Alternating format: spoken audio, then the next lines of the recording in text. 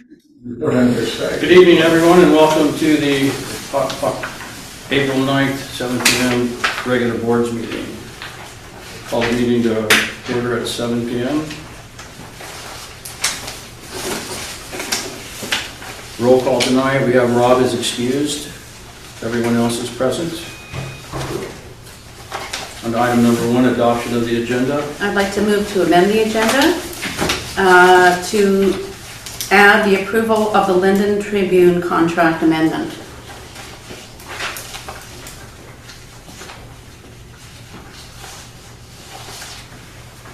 Get a second? Second. Jean? Who is that? Jean? Yeah. Jean, thank you, Jean. All in favor? HC, right, timing? Yeah.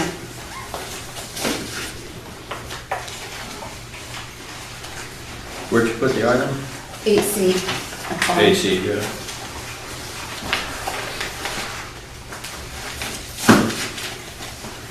All right, going to item number 2, announcements. Do we have any announcements tonight? I have a couple of quick ones that I looked at today.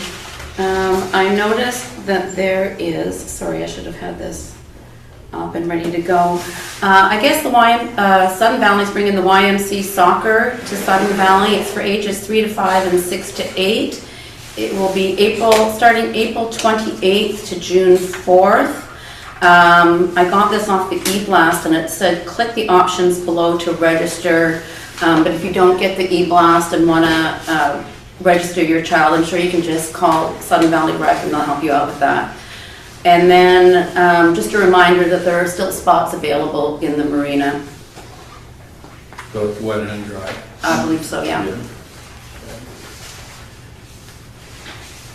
Any other announcements? All right, hearing none, we'll move on to property owner comments. We have any members who would like to make comments tonight? Yes, I'd like to make a comment. I'd just like to pass these around so that you have something in black and white. My name is Sears Taylor. I live at 22 Linwood Drive. I've been here since 2008. And my concern for this night particularly is that the dog park decision be put off so that more people can find out about it. I talked to the manager and she indicated that the vote's going to be next month. And I don't know that that's enough time. I think that this issue is a lot more incendiary and controversial than some of you may realize. I'm glad I had a few days to cool off before I came here because there would be no point in acting like a lunatic. However, I guess it's a basic question of fairness. I willingly support the golf course. I want to support the golf course. I'm happy to support the golf course. The marina, the pool, the gym, even though I don't use any of them. I have I use the road and I use the little sliver of the dog park. I use the dog park. The dog park costs are mowing the grass, which we'd have to do anywhere, and a few plastic trash bags. So to cut the dog park, butcher it up the way I've heard it's going to be butchered up is not acceptable. Now, I'm not a complete fanatic of the dog park. I would have no problem with the fence from the tennis court being extended to the water. That would be logical. Keep the playground and keep that area, dog-free. However, this talk of running the fence almost down the middle is not going to go down well with dog owners. And there's more dog owners in this community than there are golfers or voters. So as a matter of fairness, the manager talked about I've been here since 2008, and the dog park's been of this size. The manager told me about some paper she had that said it was only half that size. Well, since 2008, that's the size. The dog park was one of the primary reasons I moved here. And the golf course. I think the golf course is beautiful, although I don't golf. So, but there's a lot of people that feel very, very strongly about the the dog park. So if I accomplish nothing else today, I would hope that you'd give us till June before you made a final decision. Thank you very much. Thank you for your time, dear. Thank you for the printout. Any additional comments tonight?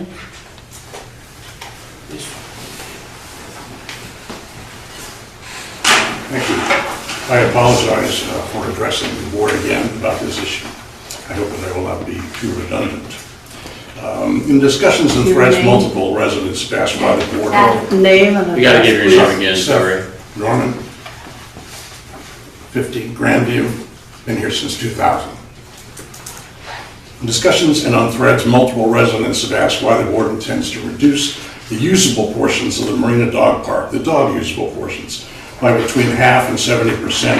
A move requiring complex permitting, tens of thousands of dollars in fencing, drainage, the kind of soil repair to marshy areas they have failed to provide for decades, plus constant maintenance, none of which have been costed out to the community.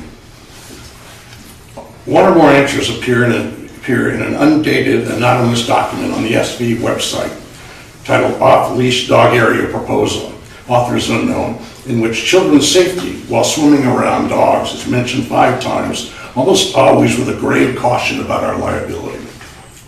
For example, one of these cautions, there's no way to create a physical barrier between the dog and human swimming areas other than floating buoys, which in practice do nothing to separate the two. Since it is usually dogs and children in the water while dog owners and parents watch from the shore, the chances of an incident occurring in the water are increased and would take longer for an adult owner to intervene. Chances for severe injury in the water are just as great, if not greater, than on land. I defy any of you to support that statement. In fact, in searches on 2AIs and Google, there has never been a case in the United States of a lawsuit filed involving a dog attacking a child in water. It's never happened. And yet that keeps getting mentioned.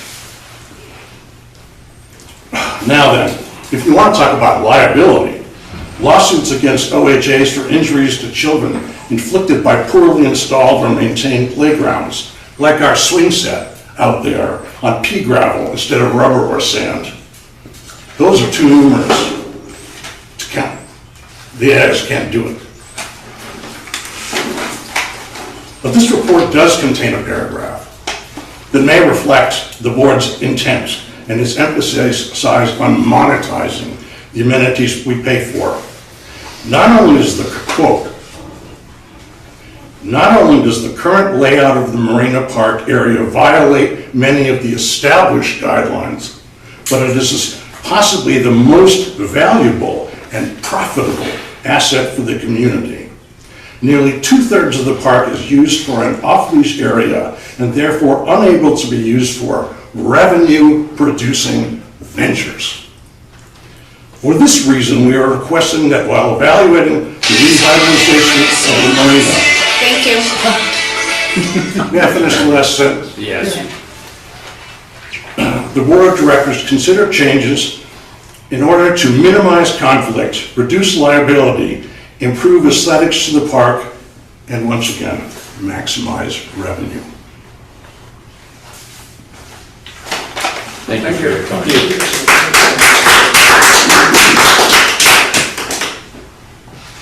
Anyone else want to come on? Oh, you have one There is online? somebody Did we online, but- take one online? Take one online. It's Karen, I'm not sure the last name.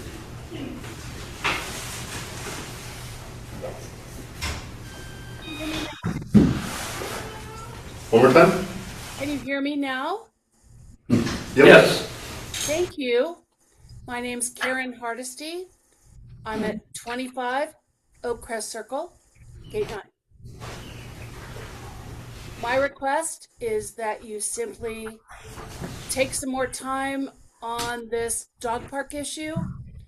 I happen to fall on the opposite side of a lot of folks that I love and care about.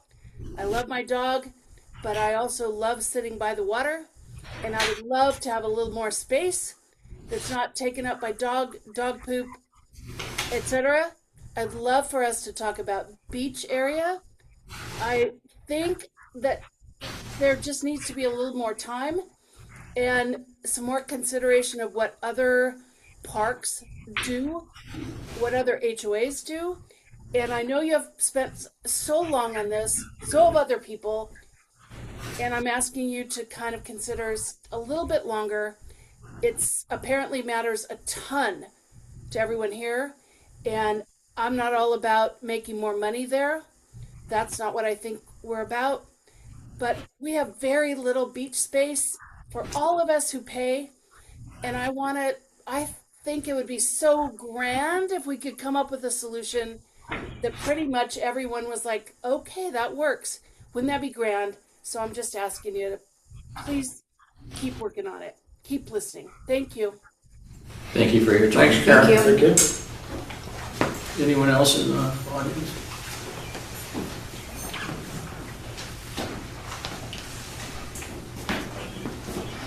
Hi, Barbara Michelson Harder, 172 Polo Park Drive. And I want to echo some of the things that some other people have said. We ask that the decision to restructure this park is moving forward without adequate transparency data or shareholder input. And they've been developing, the board have been developing this plan since August without meaningful shareholder involvement. All the information that's been posted has been unclear. It's been labeled Marina Park, Marina Community Park. Never has it been said Marina Dog Park, which is how the dog park is listed on the Sudden Valley website. And where is the formal accessible proposal for shareholders to review? It's not anywhere. We have an extensive PowerPoint available to view and with excellent data that we would gladly share with anybody who wants to see it. A wise and responsible board would hold a town hall and actively seek input before decisions are made. Just for your information, in just 3 days, the petition that has been put online has gathered 155 responses, 131 of them with comments, all supporting the dog park. These are engaged shareholders whose voices have not been reflected in this process. Just in 3 days, 155 people. Think about those numbers.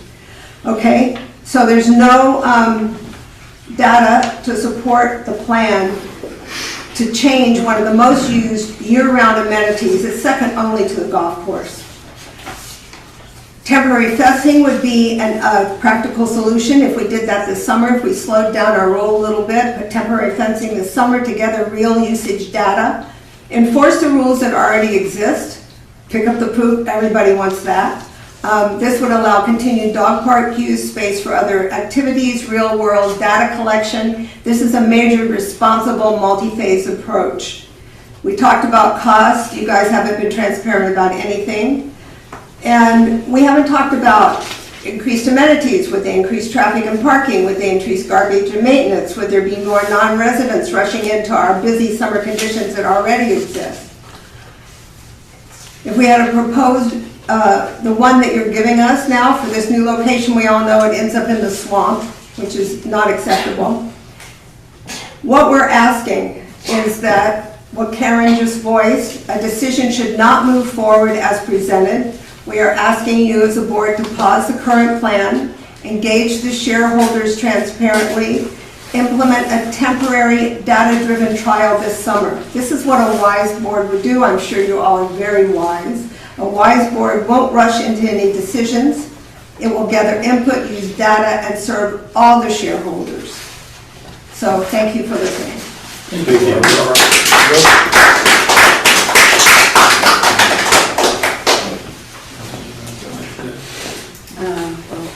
Anyone else?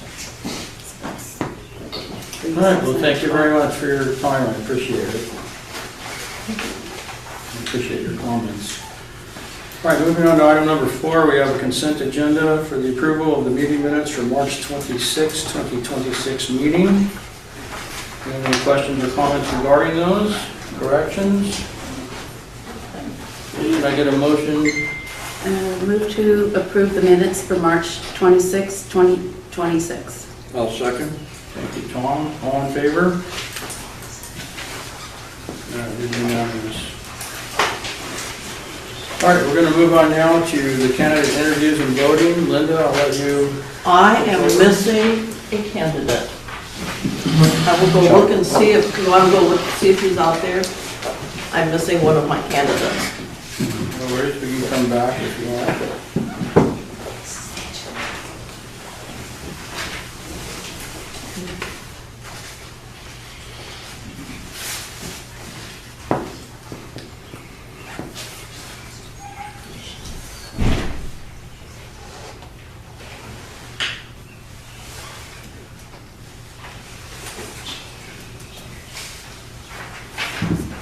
We've got some nice cookies tonight. They're right in front of me. I know, I saw those. I did push them up a I little got rid of the further. quickly packaging. You're just the guardian of them. You didn't see him, did you? I'm missing one of my candidates. All right, we can come back. You Is he wanna- Okay. You couldn't Yeah. find him? All right, we'll move on to, He was right in the lobby. I saw his car. He just went out and looked for it. Could be. All right. well, we can do the GM report and then go back. or Okay. We hold off for a couple of Okay. minutes. I just can't start till I have both of them here.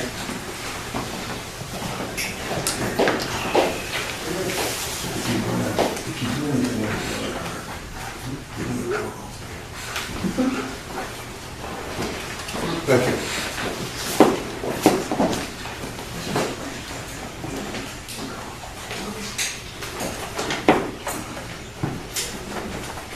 Maybe he's in the sauna.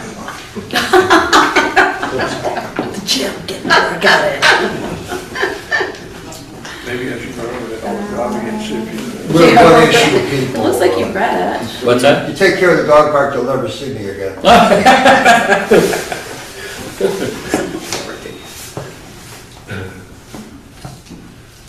Do you want me to do the GM report, or are we waiting? Yeah, we'll go ahead and Oh, it says proceed he's on. here. He says he's here. He says he's here. Well, he's not here in the room. See, I thought you didn't want him in the room.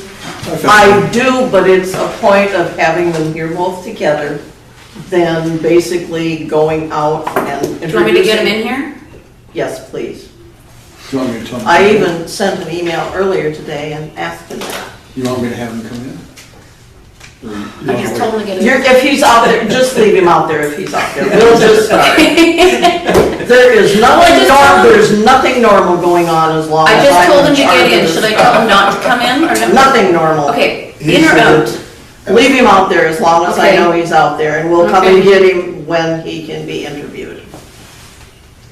So everybody, we are doing the candidate interviews and voting. Rob is out ill, and so once again, Don and I are gonna try and handle this process. I would say that we have two candidates, one is out in the other room waiting. Mr. Pinkerton is our first candidate, and if he would approach the dais there, he will have an opening statement of 3 minutes. There will then be a couple of questions timed at 3 minutes.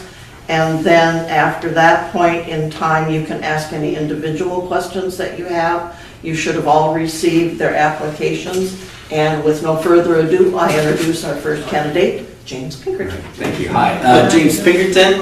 I'm a retired software engineer with over 3 decades working in the high-tech industry, providing business leadership, managing complex problems and projects, and collaborating across a broad set of customers and stakeholders. Last year, we decided to leave the Seattle rat race. It was time to just take our foot off the gas, slow down. We've been coming to Bellingham for just years. We enjoy mountain biking, hiking, everything that everyone in this room enjoys, the great beer scene. So we started looking at homes in Bellingham. And there's some challenges finding a house in Bellingham. So one of our friends like, you ever been to Sudden Valley? And I'm like, I have no idea what that is. So we started to look into Sudden Valley and quickly fell in love with the beauty, the lake lifestyle, the fact that it's quieter than downtown Bellingham, and that we really just appreciate the amenities like the swimming pool, the dog park, of which you've heard a little bit of passion about tonight. And while we've only been here a year, I really appreciate how welcoming the community is and all our neighbors. We get a chance to walk the neighborhood, everyone waves, says hi, it feels just like a throwback to when I was young. Every board should run HOA like a business, prioritizing projects that provide the biggest benefit to the community with judicious use of limited resources. If elected to the Sudden Valley Board, I will bring decades worth of business experience and a fresh perspective. You're all done with that part. Okay. So, the first question I have is, please describe your experience serving on volunteer boards or committees. What is your interest in participating in committees here? Yep. So I formed an Ask an Expert board. So we used to work with a project called Azure Data Explorer. Basically what it was is data storage and analysis. And what we found is a whole bunch of engineers understand they have data, but they don't know how to unlock it.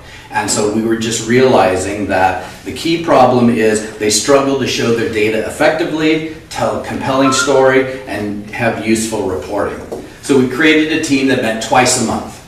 And during those meetings, we would answer questions, we'd provide how-to, you can read stuff online, but when you actually have someone show you, tell you, it's more important and more impactful than reading.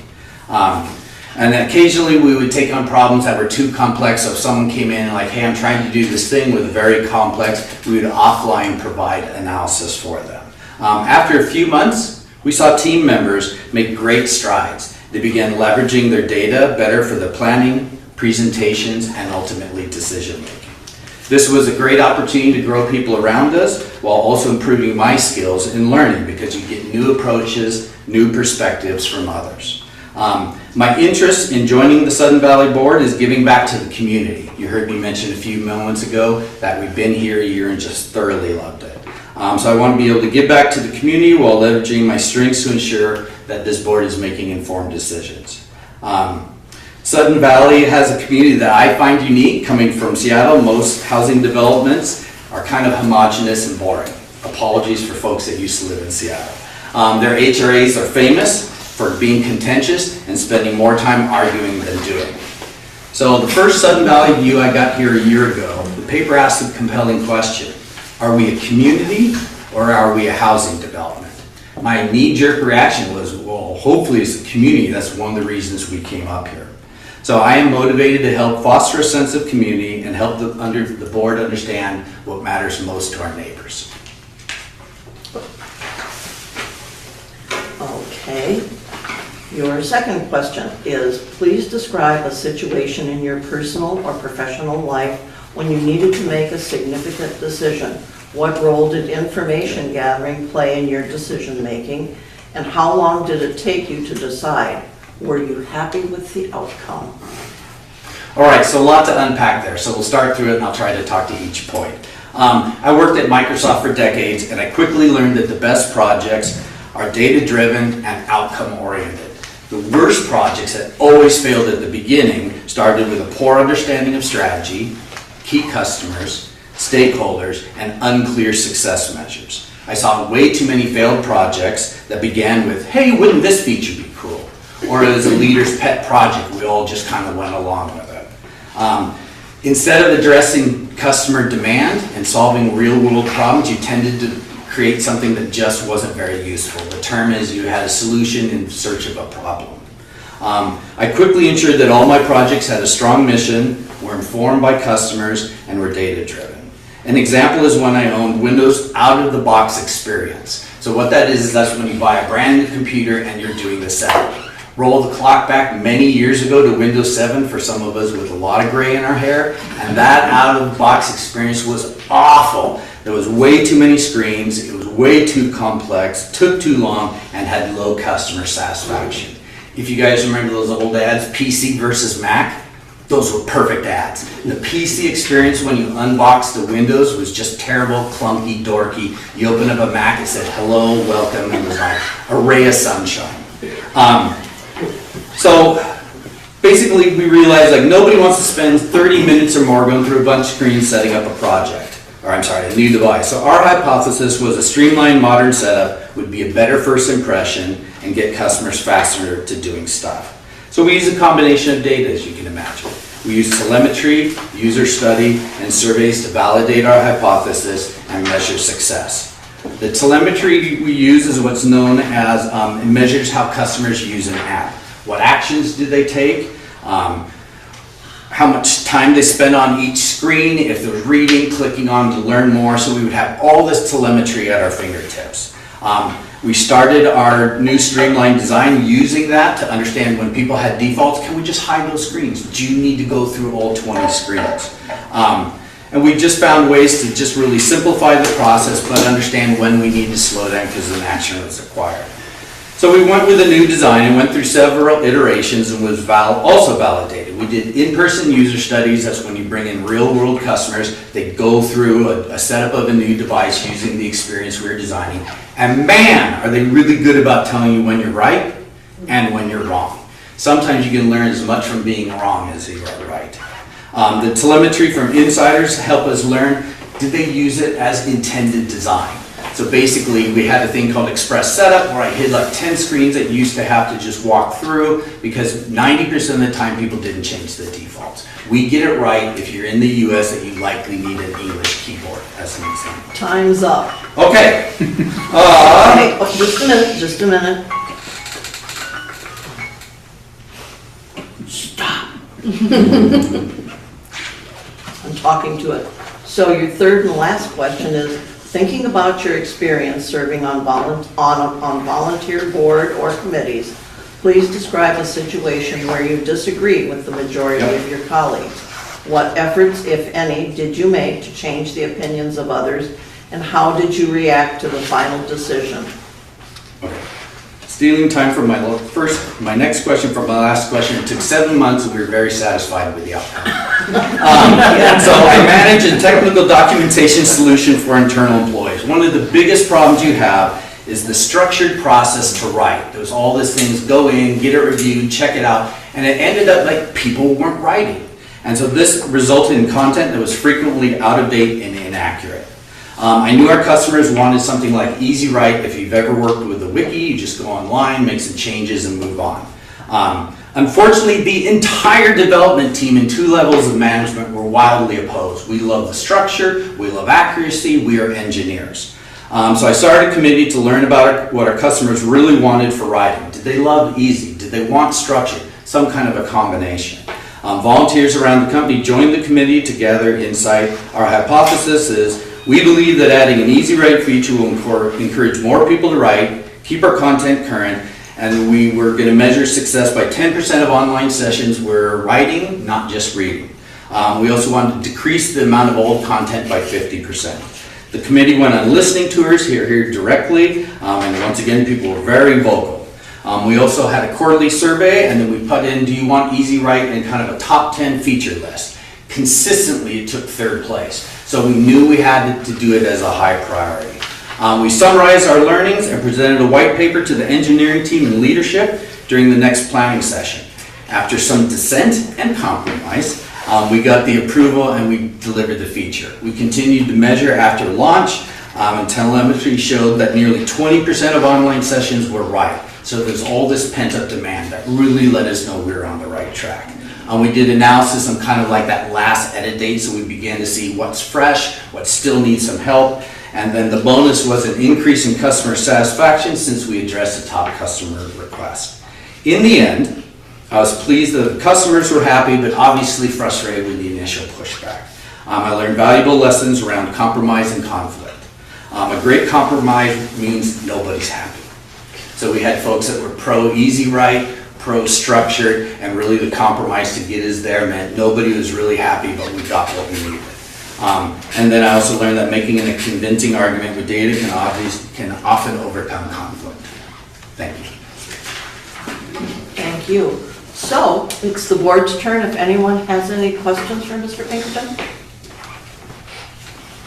I have a curiosity. When did you move here? I moved here literally a year ago next Saturday.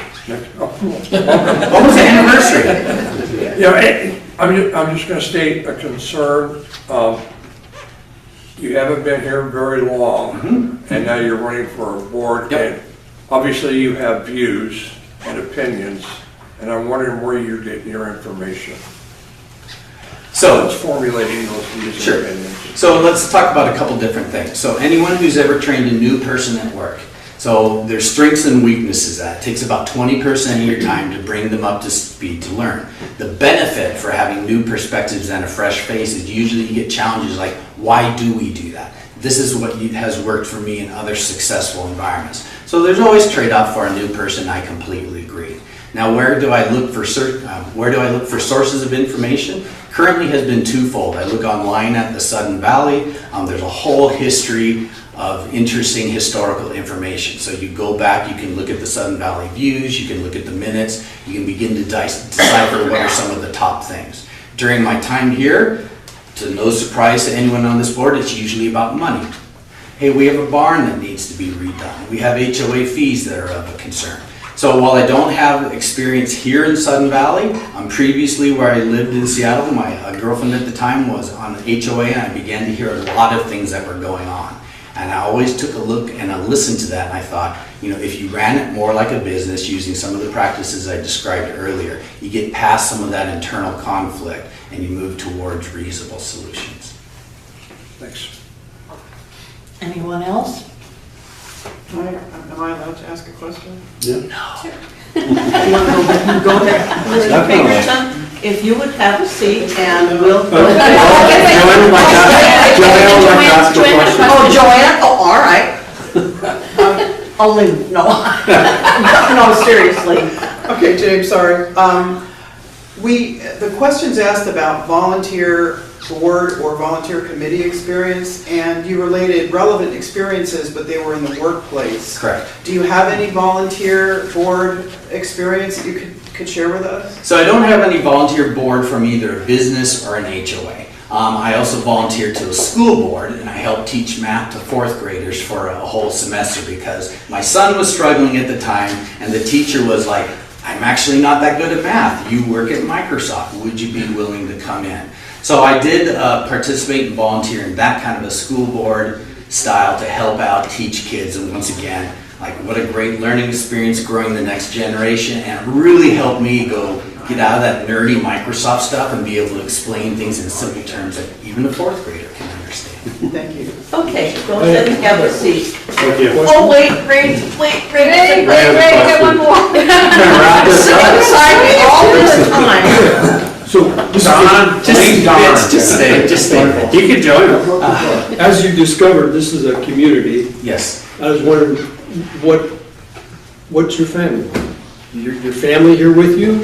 Oh, I have family. You mentioned a son. Yep. So I have 2 boys. They're grown in their 20s. They chose to live in Seattle, not Bellingham.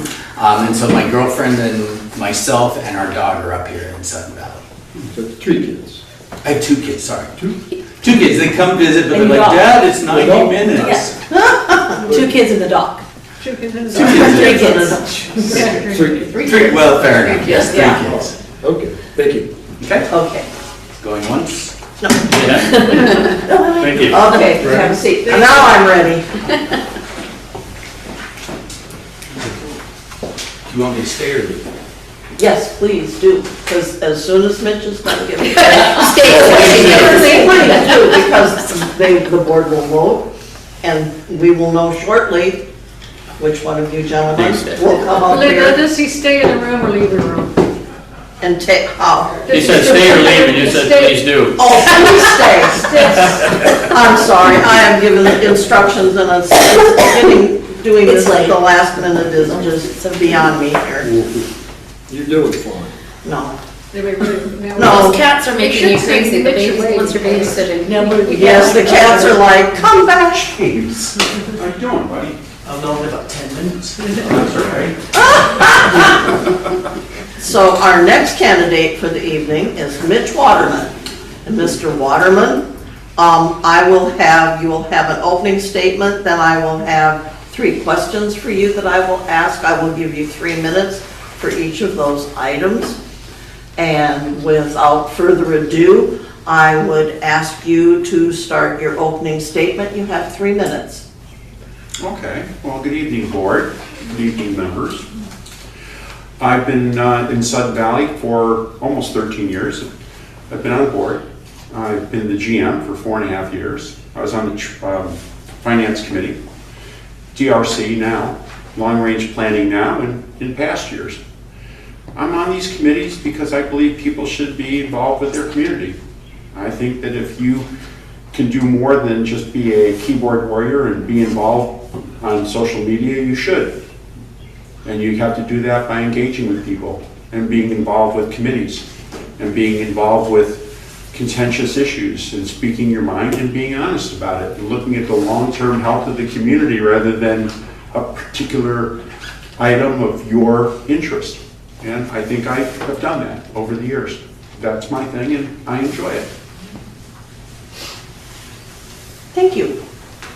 So. Did I use my full 3 minutes or? No, you didn't. I just, when you're done and you look at me and I know you're done, then I go, okay, I'm gonna start my little timer over once I get the question read. You know, you just don't look like Rob Gibbs. I'm sorry. I know. I'm sorry. I try. Let's see. All right. Please describe your experiences serving on volunteer boards or committees. What is your interest in participating in committees here? Your 3 minutes starts now. I've enjoyed that. We always haven't succeeded. When I first started, I realized Sudden Valley did not have a long-term strategic plan. They didn't even have a short-term tactical plan. They didn't have a long-term capital revitalization plan. We had a reserve study. And so, for example, the financial reports that you see in front of you right now that talk about what projects are authorized and the metrics for how they're being tracked, well, that came out of me working with other members of the Finance Committee and creating a strategic plan. And creating the best strategic plan for Sudden Valley was created in 2004 before I was here. But when I first came here, I read that and I went out and met all the people who created those plans that were still here. A lot of them have passed on. And I feel that continuity has been the devil in the details to Sudden Valley. That's been its greatest enemy. So many times, so many people, there's a lot of smart people in this room, but so many people have been involved in creating so many great processes and procedures and getting things moving forward. And then, of course, you time out and you move on, you go somewhere else, and another group comes in and they say, well, we're pretty smart folks too, and they don't follow up. The best example I can give you, in 2016, the Finance Committee, I was the GM, we worked together and put together a revitalization plan. We knew that we had to work on the rec corridor, Area Z, and the marina. We had failure points that were here. The spit had failed. The pools were failing. They were leaking more water than they were holding. We had problems everywhere. We put together a proposal for revitalization and it didn't pass the membership vote. 49-51%. It just didn't make it. And that time before with Kiowa, you had to have 66%. So my job was to look at this and go, gosh, that didn't work. So I proposed a strategy. Finance supported it. We borrowed money against our dues, and we rebuilt the spit, and we saved the marina because the fire marshal was going to shut it down if we didn't put fire control in there. And we put in new docks, rebuilt both pools, put a new building at Area Z. It didn't pass the vote test, but it did pass the board test. And the board had more of a strategic look at the situation and didn't get caught up in the emotion of a vote because it had been beaten down and they had no way to defend it. Social media then had a lot more prominence. I felt that it needed to be done, and I stayed on it and came up with a solution. The board agreed with it. Thank you, your time is up. And so was my story. Okay, for your next fairy tale, no. Linda, you were involved in these discussions. Yes, I know. I still, if you can remember correctly, your one road plan that you had, Yes. I supported that all the way. I We know you wouldn't be did. in the issue we are now. Time goes back. Okay, please describe a situation in your personal or professional life when you need to make a significant decision. What role did information gathering play in your decision making? How long did it take you to decide? And were you happy with the outcome? Start. Well, in this last example I gave you, I was heavily involved in putting together the plan for revitalization with other members of finance, Tony Lizeo and Rick. Carol Holton supported it, and before that, George Schaffner, who was the treasurer, he came up with the first plan for repairing culverts. I came up with the first 10-year roads plan through Wilson. We were really happy with it. We weren't getting it funded the way we wanted to. We had to come up with solutions, and it took a lot of input from lawyers, from reserve study specialists. I was surprised when a reserve analyst came up with a number. He came here and spoke. We had to pay for him to come here and speak. He said that he was supporting 500 different associations, and he said the majority of them had transfer fees. Well, we put in a transfer fee here. So when we built up the first debt, and you think about a SWOT analysis, one of the greatest strengths we had was we had no debt. Sudden Valley had no debt whatsoever. So we initiated debt, we borrowed against our dues, but then we put in the transfer fee. And the transfer fee in 2020 had almost 3/4 of enough money in it at that time to pay off that debt. So not only did we come up with a solution to solve a problem that we couldn't get the members to vote for, we came up with a solution to pay it off. Unfortunately, again, as I mentioned, continuity is the enemy of Sudden Valley, because we cannot seem to sustain a very good plan and keep it going through the turnover of boards. Now, the place was built by our founding members to have a turnover every 3 years. We have to get out of the problem of having disruptive turnovers. That's our enemy. We almost paid that off. It would have been fabulous. Didn't happen. That was disheartening. Did I do my 3 minutes? You did. You got in under you're getting close. Last one. Thinking about your experience serving on volunteer board or committees, please describe a situation where you disagreed with the majority of your colleagues. What efforts, if any, did you make to change the opinions of others, and how did you react to the final decision? Go ahead. We disagree. Some people will tell you that I'm about the nicest person you'll ever meet. Some people will tell you that I'm the devil incarnate. And I believe that you should actually listen to both parties, because some people just get the personality that they deserve. I haven't had an example where a committee and I have not disagreed, because I'm far more open to listening and reasoning and being open to the 100 different ways to achieve a goal. My biggest problem has been working with committees that didn't understand that they had to put together a goal and objectives to reach that goal. And so working with them to say, look, you have, there's strategic plans, there's tactical plans, but they have to have a goal. We're not just here just to get together and eat cookies, which is a good reason to get together, but it's important for us to understand what's the payoff to the association. And working with committees to get them to understand, okay, slow down, slow your roll, let's figure out what are the steps to get there. And I think that's been the greatest challenge, because a lot of people are not used to a process. They're not used to that kind of a process. They're used to getting together and talking the talk and working and saying, we want to have this happen, and then saying, let's do it. Well, you're going to fail if you don't plan. And so that's been my challenge in a lot of the committees that I've had and I've been on. Now, I haven't considered them failures. Sorry. That all you have, sir? Well, that will complete. If Mr. Waterman could have a seat in the audience also. Do any of you have a question for Mitch first? I'm sorry, and raise your hands now. Don't wait until the last minute. Who's first? Mitch Waterman, could you give us an update on your family? On my family? Your family. Well, we spend 5 weeks in Maui every year, and several people in this room are also there. We have a very good time there. We did dodge the bullet and missed the Kona storms, and another one is coming this week.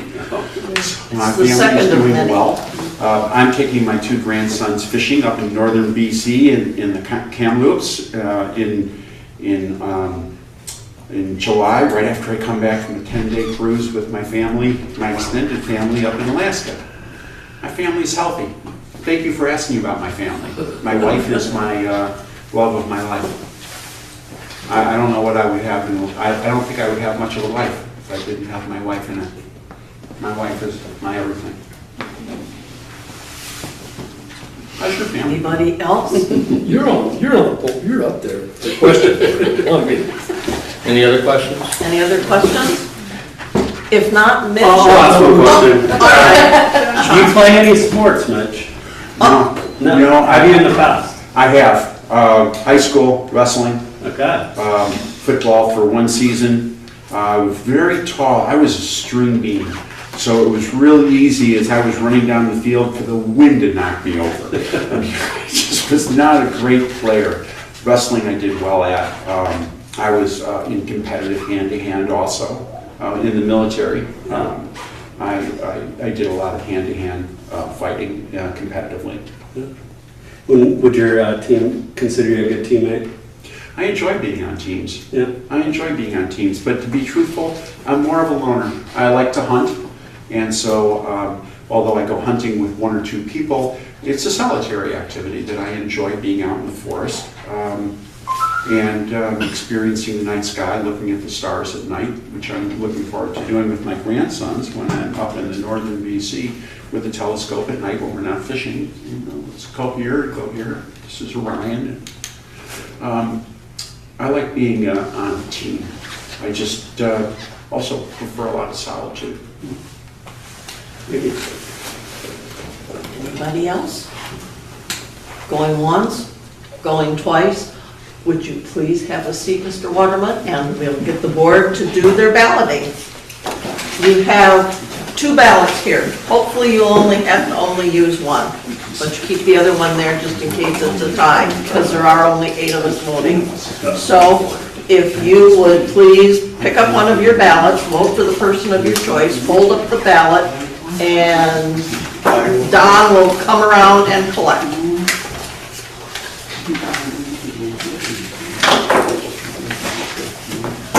It's easier from the middle, Don. Pardon? It's easier Oh, you can go in the middle, it'll be easier for you. Quit being difficult. I'll never get around it. Yeah, there's a blockade right there. I'm not that skewed. Hey, wait a minute.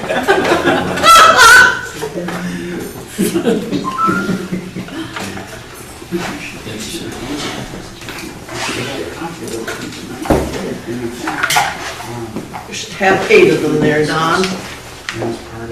We'll let you sit here on the end and do your calculating. I'm going to talk to Ray.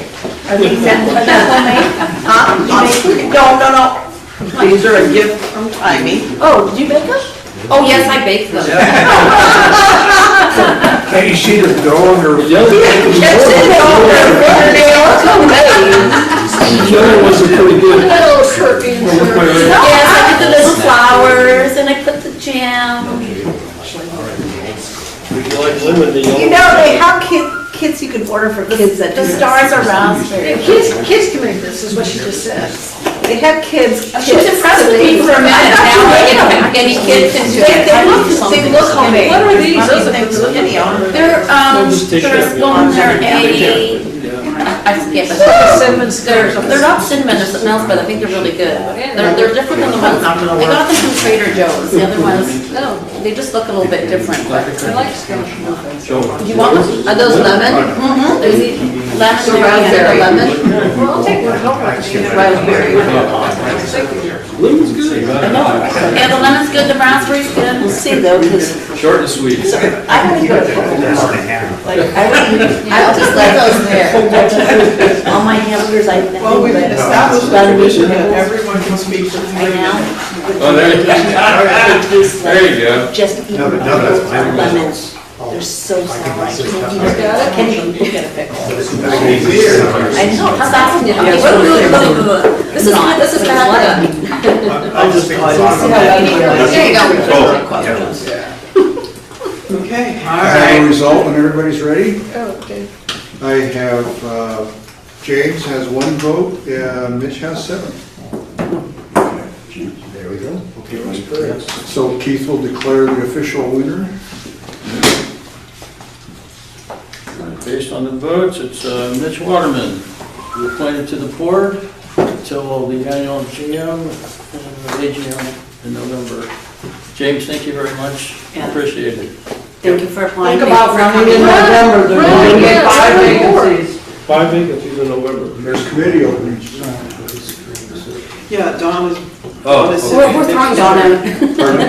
Mitch, can you join us now? Yes, we're just- You can leave it, you want. Go ahead. Thanks, Don. You want to come out and get me a 4th time? Yeah. Take a cookie on your way out, Dawn. I was hiding. All right, well, thanks for the Thank opportunity. you. Thank you. Thank you. Thank you.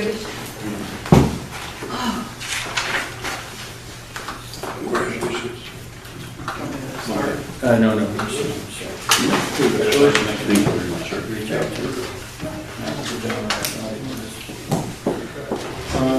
All right, moving on to item number 6, reports. We'll start with our GM report. You'll find that on page 5. Joanne? Thank you, Keith. In March, Sudden Valley experienced traditional spring weather, lots of variability. Maintenance was kept busy removing trees blown down by the wind, only to turn around and have to reattach the snow plows for potential snow removal the next day. They got really tired of putting them on and taking them off, I can tell you. Seasonal hiring in preparation for the summer season kept admin busy, while recreation has focused most of the month on filling the open, wet, and dry slips at the marina. I'd like to talk first about golf revenue. Golf revenues are off to a very strong start, with a total of $327,689 for the first quarter. This is an increase over last year of $60,000 approximately, or about 22%. A large portion of this increase is attributed to more memberships being purchased than usual, but the daily green fees have also been very healthy in both February and March, despite challenging weather. Golf expenses for January are lower than last year by $3,568, which is also a healthy indicator. I put a chart there for golf revenue that compares for the last 3 years, and then over the course of this next year, we'll build it. So every quarter or so, I'll bring that back and let you see how golf revenues are stacking up. So far, we have exceeded the revenue for 2023, which was our largest year ever. Nice. So quick out of the gate and healthy indicators for golf, which would be nice. As we're coming off 2 soft years in a row for golf.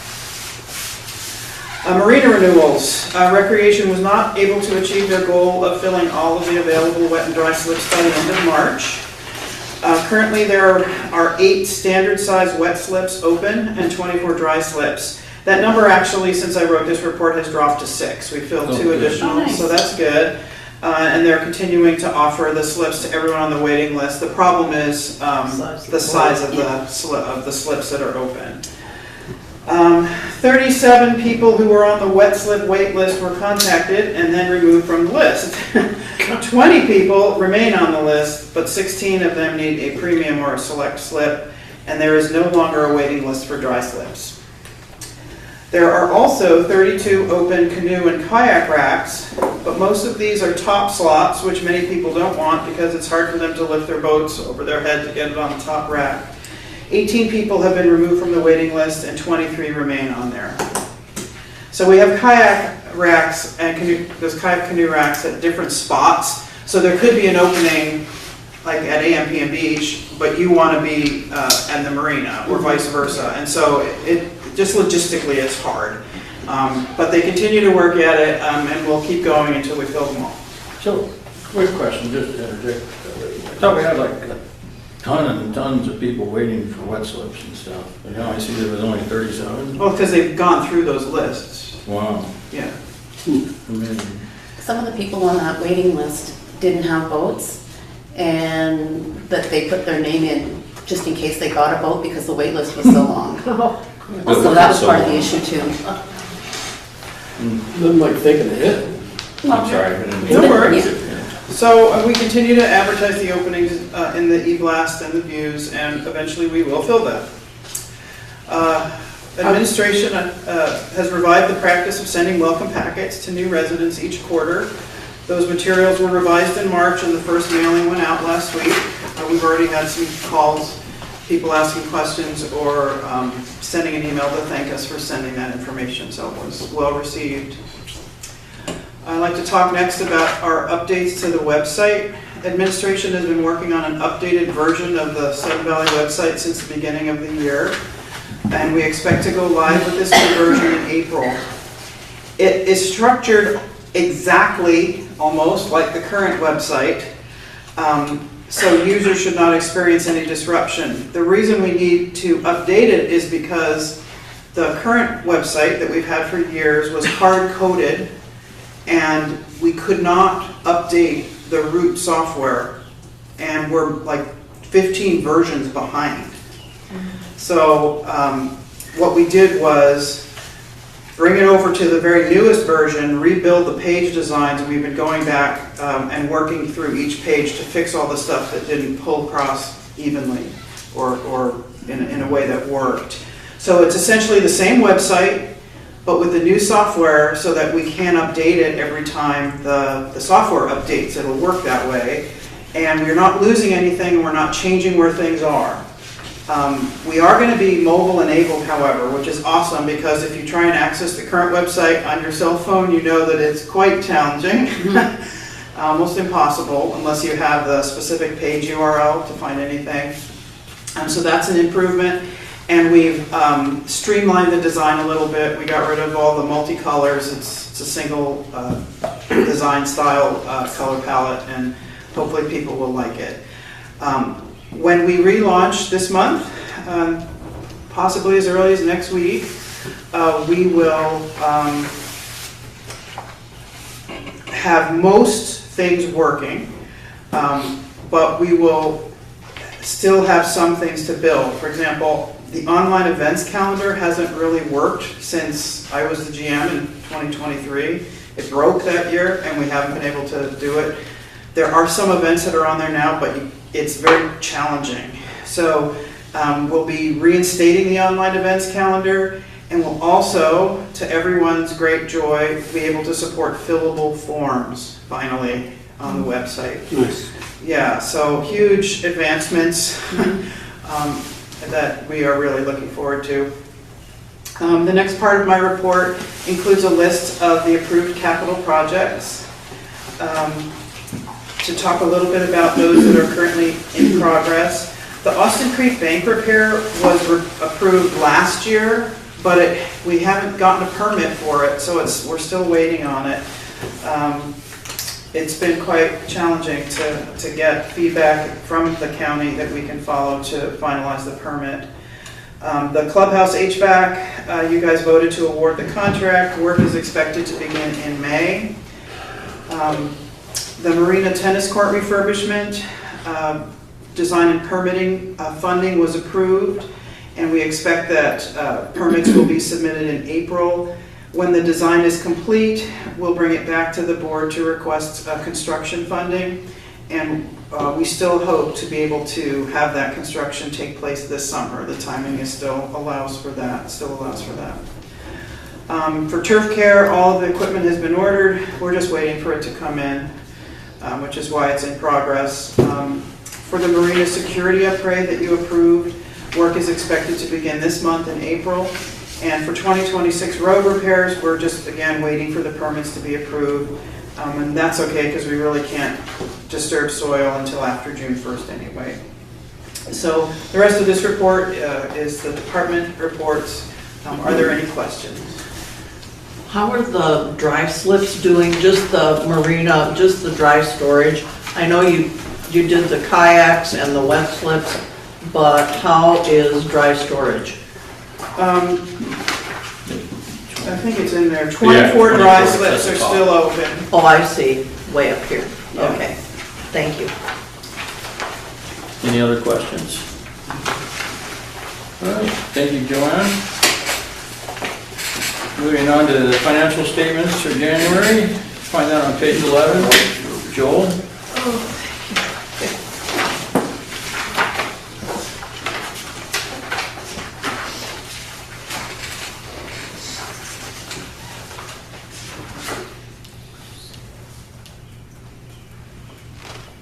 Joel? Just kidding. You can see. Just kidding. Entertainment. Looks like a movie theater. Yeah, I don't know if Yeah, you you can can see see our screen. I want some popcorn. Plug it in.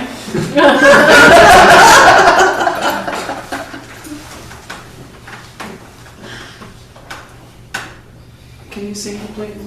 Can you- I yeah, can't get that see angle. those on.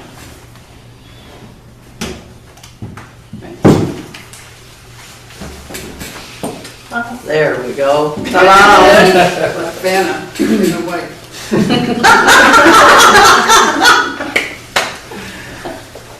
Okay, so I'm going to be going over at this point, the January 2026 financial statements. So these will be obviously the first financial statements down for the year, since I did December previous month. And obviously, since we have a lot of stuff on this board agenda, things that you're going to discuss, I'm not going to go through it as in-depth as I usually do, just in the interest of time. And this is just the first month anyway, so January. So we start off with the balance sheet. There's nothing really big in terms of changes on the balance sheet. So we're just going to go ahead and skip right to the next page. You can think about it like the consolidated income statement for the whole association. You can see, well, let's go right to the bottom line. So you can see right here,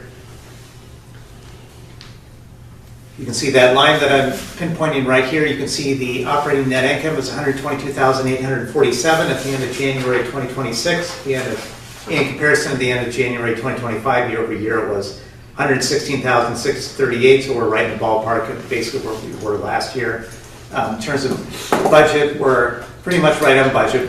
Just a little better than budget by about $1,200. Last year we were better than budget by about $5,200. So once again, pretty much right in the ballpark. The expense to revenue ratio that I share every single month, and all that is that's just basically the ratio of expenses to revenues. So basically, when I give you this percentage, that just means for every, well, like for example, in January 2026 it was 74.4%. So that means for every $1 of revenues, we had 74.4 cents of expenses. That's how you can read that. So 74.4% January 2026. January 2025 is 73.7. So you see we're pretty close to where we were in January. Other number of notes. So our collection rate is 91.7%. As you know, we budgeted for 2026 budget. We budget 95% collection rate. January is always our lowest month in terms of collection rate. And basically, you can go back and look at it every single year. You'll see we start out close to January, then we work up from that point forward. Now, going back like just, so it's 92.7% at the end of January of 2025. And so we're about 1% behind where we were last year. Now, back in January 2021, that's an interesting year. Obviously, that was that was during the pandemic and stuff. And so the collection rate in January 2021 was 86.7% in January 2021. So we finished out at the end of December 2021, we still finished out at 96.8%. So you see I'm just painting the picture, not to be too alarmed to see us sitting below our collection rate right now at the end of January. February 2026, our collection rate has already inched back up to 93%. So you can see we're already now going up from January.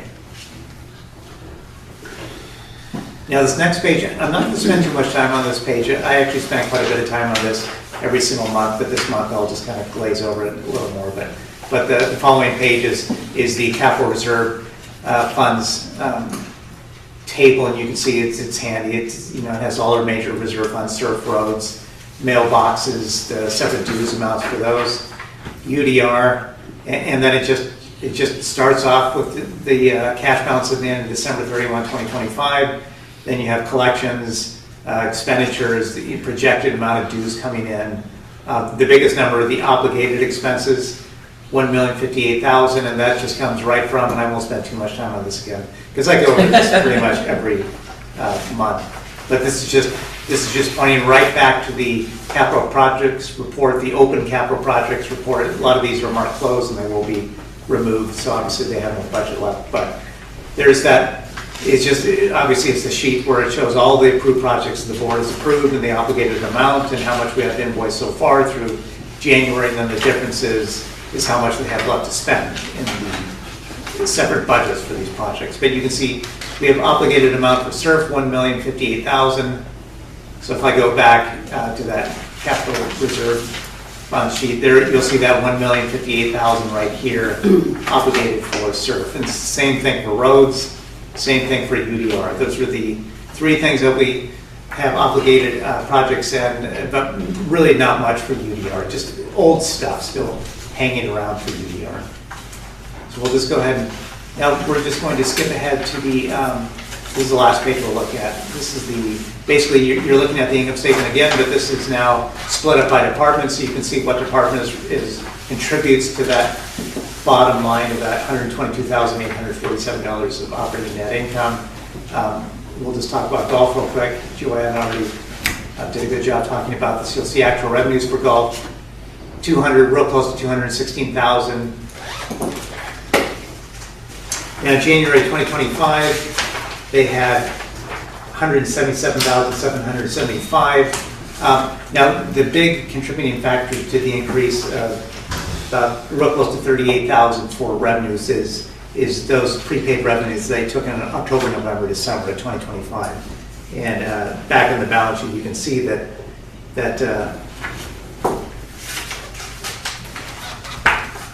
the increase in the revenues of that was 44,342. So at the end of December of 2025, they had $44,342 more in prepaid golf revenues than they did in December 31, 2024. And then all those prepaid revenues at the end of December 2025 get recognized. We just recognize them immediately in January 2026. We don't do 1/12. It really doesn't matter. At the end of 2026, all of that is in the proper period, meaning the current audit year anyways to be. And that's how this place has always done it. So we've just left it the same. But that all 3 months then, like October, November, yes, December, all three of them get all three of them get recognized in January. Yeah. And one of the big reasons why we just go ahead and keep it that way is it'd be different if it was like prepaid insurance where it kind of goes June to June. Yeah. So then, we're going to go ahead and do 1/12. But if it's January through December, everything is in that proper audit year anyways. Mm-hmm. That'll be audited at the end of the year. And then Joanne already pointed out the total expenses for golf. You can see here it's actual salary benefits and then all other expenses. Those two added up. These two come out to $92,460. They're actually down expenses-wise, which is good. At the end of January 2025, it was $96,027. So the expenses are down by $3,567. But the bottom line for golf is net income at the end of January is $123,226. At the end of January 2025 is $81,748. So revenues are higher. So the net income is higher by $41,478.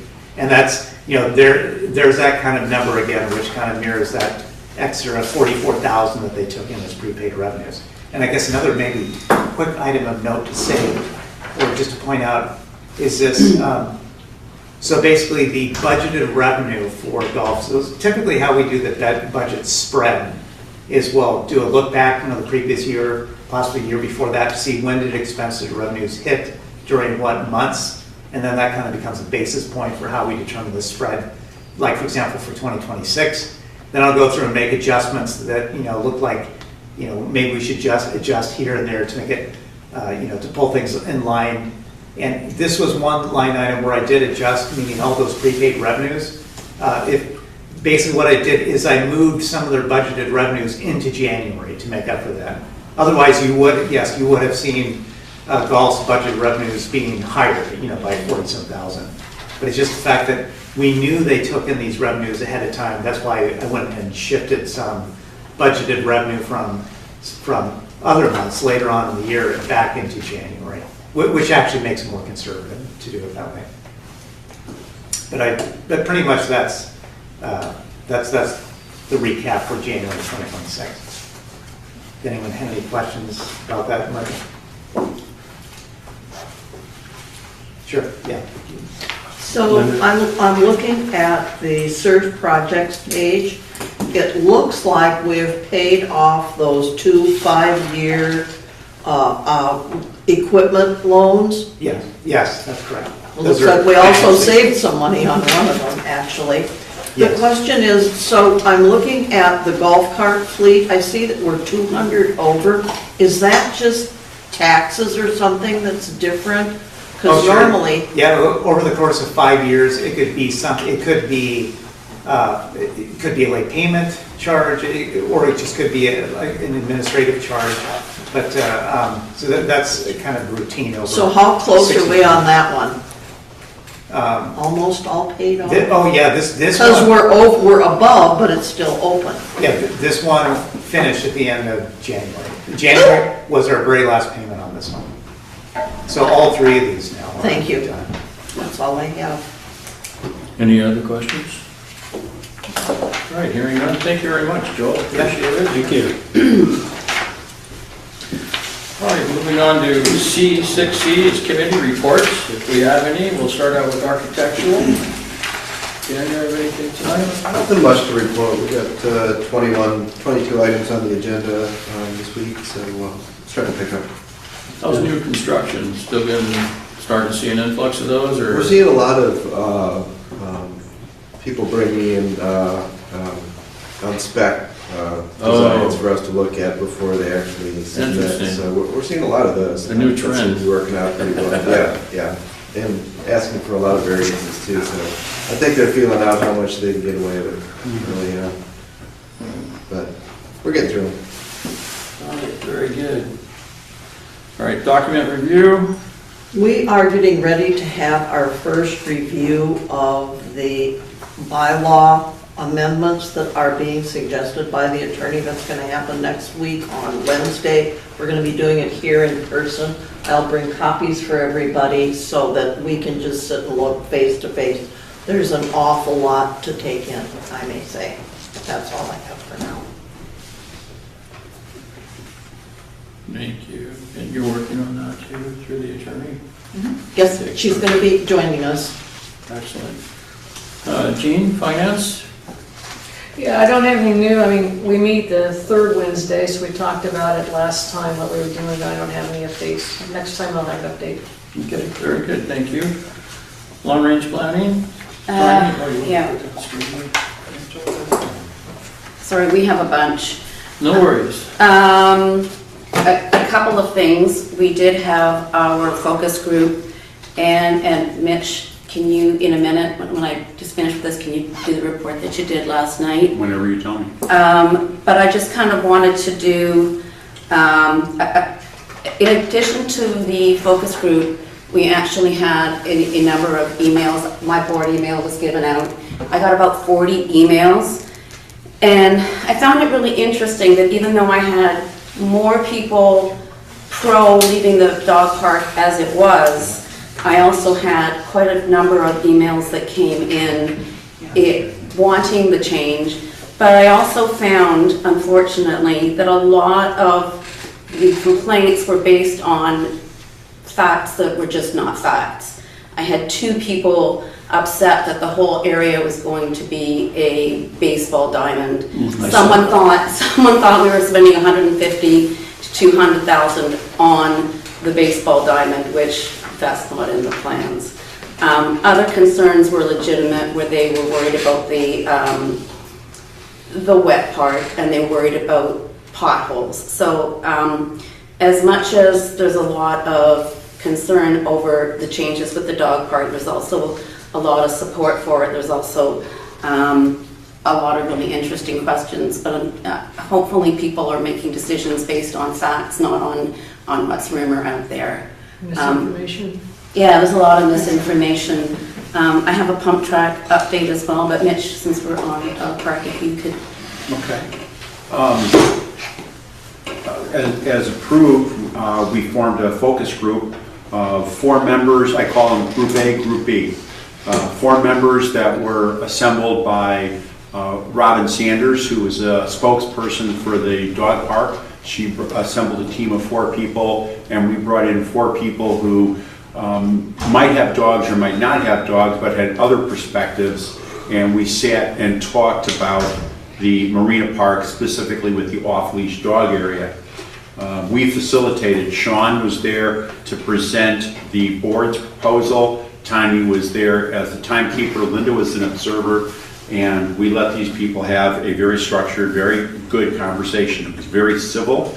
And it was cool to note that when the meeting was over, it was a 2-hour meeting, people stayed and engaged and continued talking. It was really enjoyable to see everyone have a meeting where they had alternate points of view, and they discussed it in a very professional and civil manner.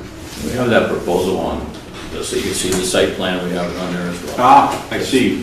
Yeah. Well, oh, I see a straight line now too. Yeah. Okay, so I'll give this Tiny, I didn't have time, I can hand this in. I bulletized and summarized. We stayed very neutral. We just recorded comments. But at the end of the meeting, I did ask, do you agree that the unleashed dog area should be separated from the balance of the park? And the answer was unanimous. Yes, everyone agreed.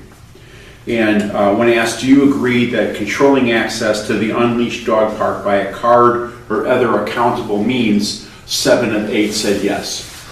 Good.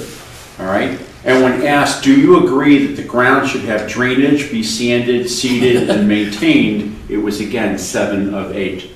All right. So they want the grounds fixed. They're really worried. Look, if you make the dog park smaller, it becomes a mud pit. All right, and that's a problem. But we said that the board's plan included drainage and aeration, soil, seeding, and that was really good news to them, in that they would have water access. I am glad to see, I haven't expressed my opinion, but I'm glad to see that the park is now being split, and you're proposing that the dog off-leash area actually get half of that park. Yeah, and I think that a little over 1.5 acres now. Well, you're giving them half the park, not including the open area. And there was no baseball diamond. So I saw that one too. I believe that this is an issue that has been discussed for a long time. It was pointed out. Karen Borchardt read the attorney's point of view on liability, which was quite good. It just simply said, look, if you show up, even if there's a sign saying this is an off-leash dog park, but people go there and they do not want, not everyone likes dogs, but they're not going there to be involved with an off-leash dog, and they get harmed, that's a liability to the association. And then Linda asked, and I agreed, she read county code. And so that fence brings us into compliance with county code. I believe that this issue was fairly discussed and equitably resolved, and I don't agree with the 10-foot fence, but I think it should be somewhere in the center of the fence, and a lot of savings, but moving the line, I think, will solve a lot of people's concern. Very good. Thank you, Dr. Tony. Daniel. Oh, I'm sorry, I have a question. Yeah, Tommy, you said that a lot of people are making decisions based on misinformation. It seems like that the views would be a good place to sort of set people straight, let them know what the thinking is at this point, what the plans are. A focus group of how many people? What's that? You said you had a focus group? There were 8 people there. How many people do we have in the community? 7,000. Now, Robin Sanders was at a long-range planning meeting where we had 22 people in attendance, and she was their spokesman and is at the dog park a good portion of the time and brought forth a lot of their points of view. And James, who just interviewed for the board position, Pinkerton put together a very good presentation, which I think had some merit and maybe some that you could dispute and argue with. But they have a reason for their concern. It's been forever. That is an unleashed dog park. And I think a lot of people want to use the park without dogs, and a lot of people want to use it unleashed. I like going there with my dogs unleashed. But also, one person pointed out that their child was in the water in the swimming area, and a very friendly dog knocked that child over and almost knocked her out, and they were worried about drowning him with that Well, I child. think, like you pointed out, almost nobody disputes a fence. I think that's not. They agree. Yeah. It needed to happen. That's going to happen. But my question, I think the question of a lot of the people that were here today, why can't we wait till, are we going to do a community survey to find out where people want to put the resources? Well, I believe the question about the dog park might have been put in the survey. I'll say this. When I talked earlier during my interview process about the revitalization, there was a section in revitalization where it said we need to install the fence in the dog park. This has been a long-term problem, a liability and risk. Well, I'm not disputing the fence. But the point is, as the board now seems to be saying, let's resolve the risk. Now people are maybe being a little bit more vocal about their concern for it, but it has been discussed ad nauseum. And an opportunity, I believe we should put it into the views and say this is where we're at. I agree with that, so it's factual.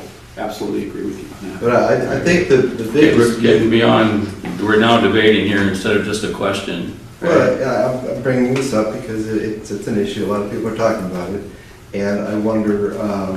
So this is. We're not talking about the fence. The fence, I think, is. I know, but you're on your fourth response now, right? Typically, we go around once and. Well, it's not like this isn't of interest to the community. One more question. Okay. The dispute is not whether there should be a fence. The dispute is how we're portioning out that park, and is it. If nobody wants a dog park, that's fine with me. I'm not arguing for the dog park. I'm arguing for a fair proportion based on what the residents want to see. Okay, fair enough. Any more questions? I'm just going to say one quick that I've talked to, so many people have come and talked to me and said, we want more space in the marina. So, you know, both groups have their wants. So, anyway, we'll just leave it. Okay. And as far as the pump track, I'm going to move on to that. They came last night, and I do have their full report. I didn't have enough copies for everybody, but I can, anybody who wants one. But generally, there was just, when it came to trying to use this area here, there was basically significant environmental and regulatory constraints that it just can't happen here. They went into a lot of the research that they've done, but permitting risk is considered high, so it's not going to happen here. They would like to look at some other areas. One of the ones they mentioned last night was possibly the airstrip. Or the dog park. That was mentioned too. Yeah. By the water. See, another thing on Facebook, that can't happen. You can't put a pump track by the water. You're not going to get a permit for it. So again, it's misinformation. So they would like to, they have their map that they, after talking to the county where it can't go and possible sites where it can, they want to pursue that. And the other thing that they wanted people to know was this is not to bring people from Bellingham. There's lots of pump tracks in Bellingham and Whatcom County. They want something for the kids here in Sudden Valley that can be close, that they don't have to go into town. It's not going to really attract town people. So that was one of the things they wanted to say. And if anybody wants the full report, I can give it to them. And we'll say one other thing. It sounded like the county was really kind of excited about the proposal. Mm-hmm. And, even they said this area was not the best for that pump track. They were like, a bunch of other spots you guys can look, like over here, like, and I guess they had a land use person with them that was kind of helping them guide them through the process, and she says they never do that. They never like kind of lean them towards another space to go, investigate that. That looks pretty good, like, so it looks pretty good, for the county wise, I guess. And my question would be, if they do get approved to install a pump track, who pays for it? Who maintains it? Right, well, from what I'm understanding from a past meeting is that I think they're raising, we're hoping to raise about half of the cost and for the pump track, and they would maintain it. Well, who provides the other half? Well, Sun Valley, probably. Or to be determined, Or that could be, I mean, that could be a sponsor, that could be totally. Fundraising. Yeah. If Sun Valley doesn't have the funds, then another source of income would have to be pursued, right? Yes. Any other questions? All right, moving on to nominations and elections. Since Rob isn't here. Rob isn't here, although we have had a resignation. Michael Wadsworth resigned. There's family issues that are going on that he just can't be on the committee anymore. So we will be getting something ready to put in the views next month to let people know that we're looking for another person on the committee. Wish Michael the best. Yes, me too. All right, safety, Tom? Yeah, I kind of put out a feeler to the members since we're having no luck in getting a meeting space. So what we're going to try is not meet as a committee. We're just going to get together some safety-minded community members and have some discussions. And we need to start working on a Firewise presentation. It's going to be a bad year. They've already issued a level 1 drought. So we're going to do that on the 16th at Oligati. On the 16th? 16. Our old meeting time. Nice. Well, it takes away some of the constraints by not being a committee, so good job. All right, any other questions from anyone regarding that? All right, we're going to move on to continuing business. We have committee business, and we have no one yet till next time. Okay, very good. We'll move on to item 7B. It's request for approval for security services proposal, page 20. Thank you. Joanne, I'm sorry. Thank you. On January 8th of this year, the board was informed of issues with the quality of service being provided by SBCA's current security supplier, Pacific Security. At that time, 4 proposals from competitive companies were shared with the board. The board discussed security again at the February 12th meeting and considered options for addressing the disparity between the high cost of security services and the low value being delivered.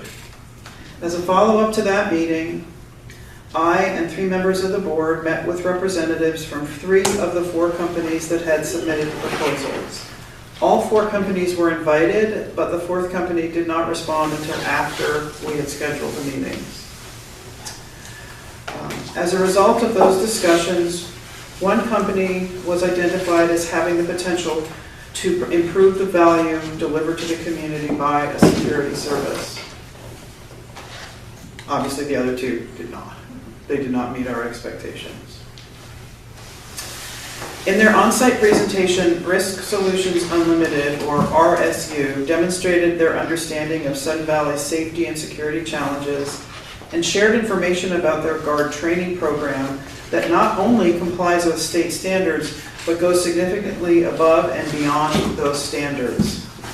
Additionally, RSU is based in Bellingham and has long-standing relationships with the Whatcom County Sheriff's Office and other local safety and law enforcement organizations.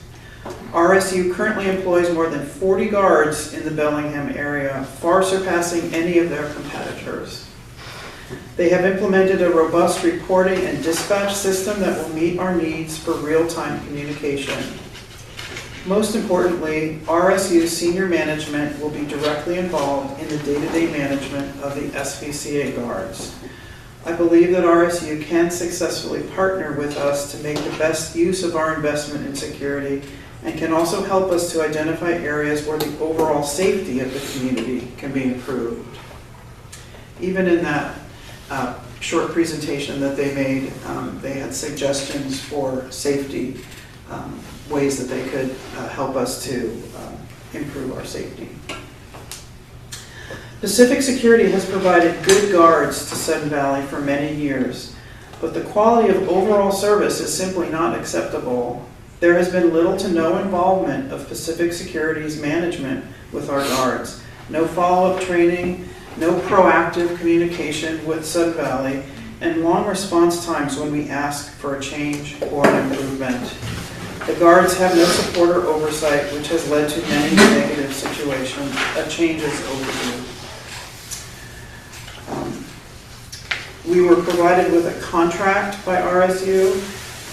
The term, or the proposed contract includes has a trial period that would end on January 1st, 2027, and then the first full year of the contract term would begin on January 1st. The contract includes the option to renew for 2 additional 1-year periods, resulting in a maximum of 3 years and 8 months of service. The hourly rate for guard service is proposed to be $38 per hour until January 1st of 2027. The rate is then subject to a cost of living increase of 3% per year that would be effective on January 1st of each year. Regarding termination, in year 1 of the contract may be terminated by either party without cause after simple written notice of 60 days. In years 2 and 3, 90 days of notice is required for termination without cause.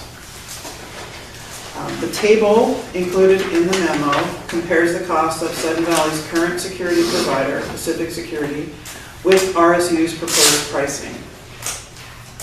RSU's proposed annual cost is 12.8% higher than we currently pay for security service, and $63,853.25 higher than the budgeted amount for security in 2026.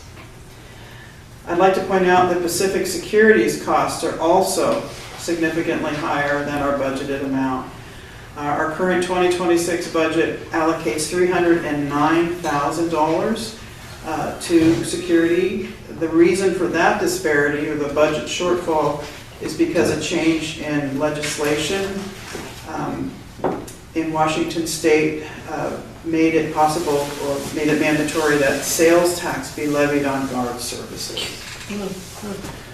So that was unexpected and obviously not ideal. But the shortfall is more than covered by the additional assessment funds that we expect to collect as a result of achieving a better than budgeted collection rate. So this is timely because Joel just went over it, but our budget assumes that we have a collection rate of 95%, and since 2022 we've been getting 97 to 98%. So if we again achieve a 98% collection rate, Sudden Valley will collect an additional $186,541.90 in assessment revenue. And about half of that, $96,740.62, will go into operations, which obviously more than covers the shortfall. So those are the facts. I know that you will all have many thoughts on this. But to get that conversation started, I will state my request that the Sudden Valley Board of Directors approve the proposed change of provider for Sudden Valley Security Services and authorize the general manager to execute a contract with Risk Solutions Unlimited. Do you know if Timothy's still going to be on board? Pardon? Do you know if Timothy's still going to be on board? I think everybody liked him, didn't it? Yeah, it would be possible for him to interview, certainly. Do we have any questions? Do you want to make the motion first? Yeah, I can. I'll read the motion. I move that the SVCA Board of Directors approve the proposed change of provider for SVCA Security Services and authorize the general manager to execute a contract with RSU. Second.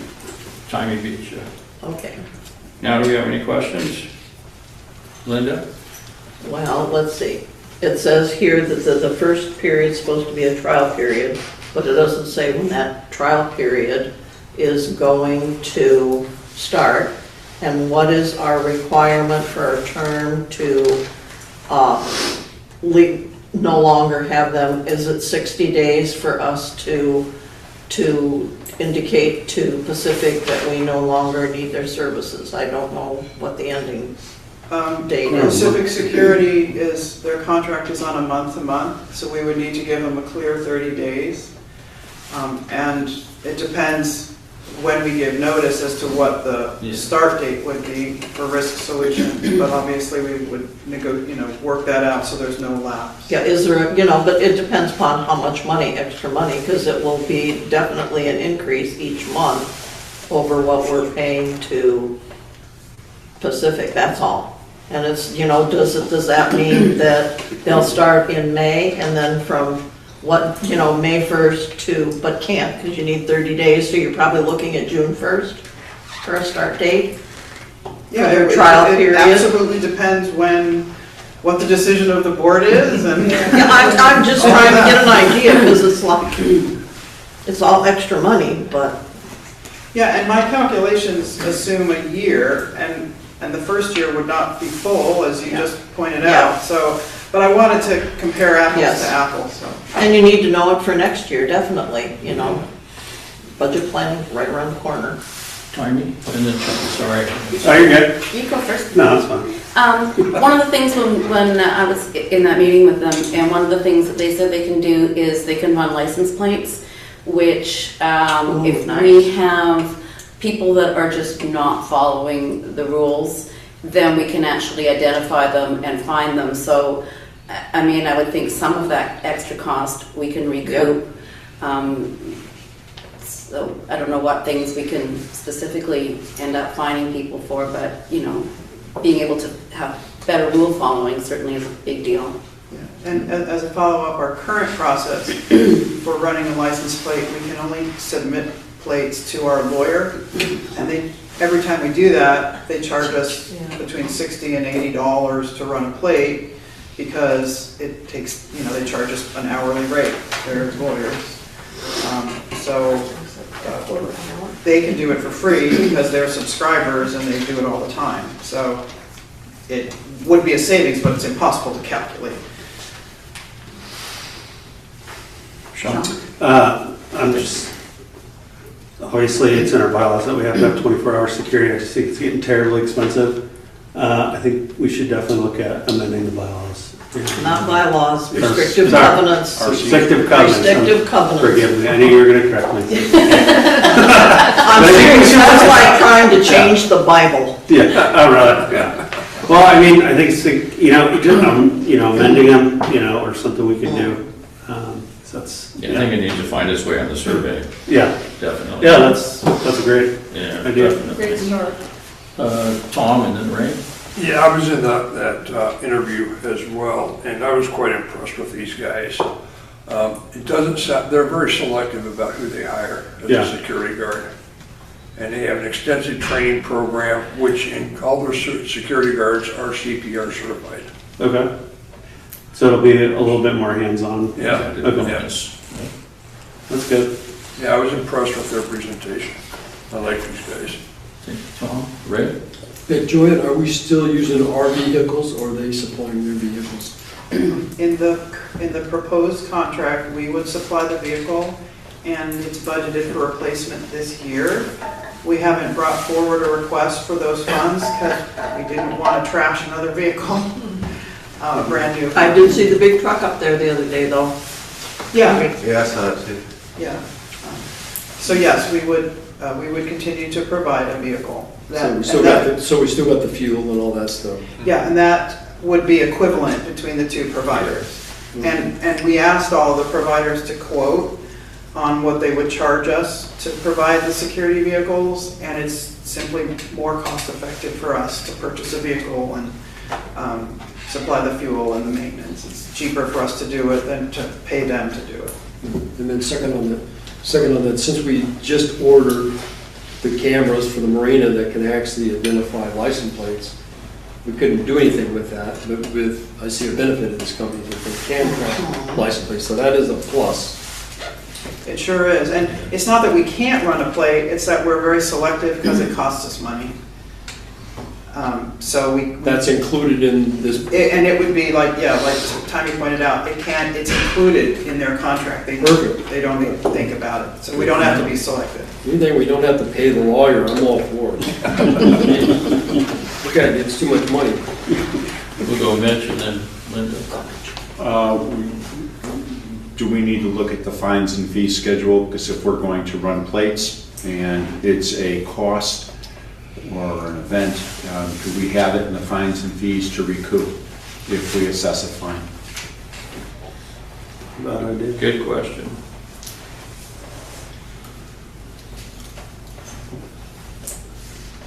Sorry, I'm just making a note. This will come up now when I'm reading. Licensing. Thank you, Mitch. Any other questions or comments? Linda have one? Oh, I'm sorry, yes. So question, if they are driving our vehicles, they're then covered by our insurance and we go through, do their driving record and all that sort of thing of whoever they have. Don't we have to do driving records and stuff if someone's gonna be covered by us? That's interesting. We do not provide proof of a clean driving record to our insurance company. However, we have provided evidence to our insurance company that as part of our regular process, anyone who drives our vehicles is subject to that sort of a check. That responsibility cascades to the employer, so RSU would be required to check the clean driving record And provide us a copy. Provide us, And the other question I have, and this kind of came up recently when there was an accident with one of our vehicles that we no longer have, is when there's an accident like there is, who does the follow-up? Is it the company? Because normally there's a process if there's an accident with our vehicles that's followed through. And who does that? Do we do that, or is that up to because before Pacific did it, and it's like, well, really, did you do that? Because there was no follow-up with us, no, here's the results. Because normally when you have that, they're automatically sent for testing and stuff to make sure they weren't impaired in any way. So who does that? It's our vehicle, and we would run the process. We have an account with Wacom Occupational Health to conduct drug tests, and we frequently, we send every potential new hire to have a test. So we have the means to do it. I'm afraid I wasn't here when that accident occurred, so I can't let you know I'm just saying, what I happened. think it kind of got not in our hands so much. Maybe I'm wrong. Well, I do know that it was determined that it was a no-fault accident and that we did receive an insurance settlement. Is that correct, Joel? Yes. Say that again. The car that got totaled by security, we received a settlement, an insurance payout for the totaling. Yes. Yes. 14,000 something, I think. Mitch again? Joanne, I previewed this earlier and I just went back and I looked again. See, they're required to give us guard cards and that they're current in their guard registration. But there's nothing in here to state that they have to provide us with guards that have current California driver's licenses and clean records. Washington. Oh, Washington. California would be nice. First day with my new tongue. We went to Washington and California. Yeah. We require that they're blonde and tan. Okay, you got me on that one, right?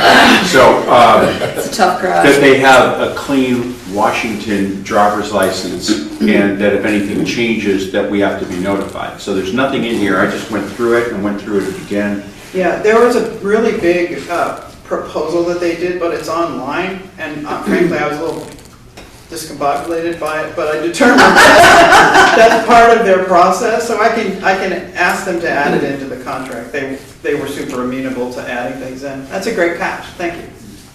Well, it's something that we really need to have. We've had some really horrendous accidents out here with our vehicles, partly because of our roads in the winter, but Yeah. yikes. And if something changes, they have to tell us, hey, the person had a good driver's license beginning of the year, but then the summer came. So, thank you. So, what would you call that amendment? We wanted it amended, so the motion would be amended to include what you just recommended. I would make it an amendment that the contract include language specifying that RSU provide evidence of clean driving records and current licensing and any updates that might change. Hang on while we get that down. I'll check. I have two secretaries, Linda and Tony. I got it. I'll go back and check You it, got I don't it, have it Linda? all. I got it. We'll compare notes. All right, so I'm going to reread the motion with the amendment. I'll just say what Mitch said. But I'll the get it when I secretary do will it. have it, yeah. I will we'll get have it. that, and then it'll be done that way. I move that the SVCA Board of Directors approve the proposed change of a provider for SVCA security services and authorize the general manager to execute a contract, an amended contract with Mitch's wording with RSW. RSU, excuse me, thank you. Second. Change the name, thank you, Tony. All in favor? Okay, that's unanimous. Thank you, Joanna. All right, moving on next. Our next is capital request for Barn 6 design and permitting, going on page 41. Barn 6, also known as the pavilion. In 2013, Sudden Valley commissioned AIRO, to conduct a condition assessment of the association's buildings. The assessment determined that many of the posts in Barn 6 were rotted and the roof needed to be replaced. As a result, the association made the decision not to repair Barn 6 since that time, no maintenance, to my knowledge, has been completed on Barn 6 other than fencing it off, and it has continued to deteriorate. The reason for that, the reason it was fenced off and kept in place, ensures that when funds were available, SVCA would be allowed to build on that site. Current Whatcom County Code states that no buildings are to be located within 20 feet of Austin. 200, sorry. That's right. What did I say? 20. A portion of Barn 6 falls inside that area, so it was kind of like a placeholder for us to keep that barn there.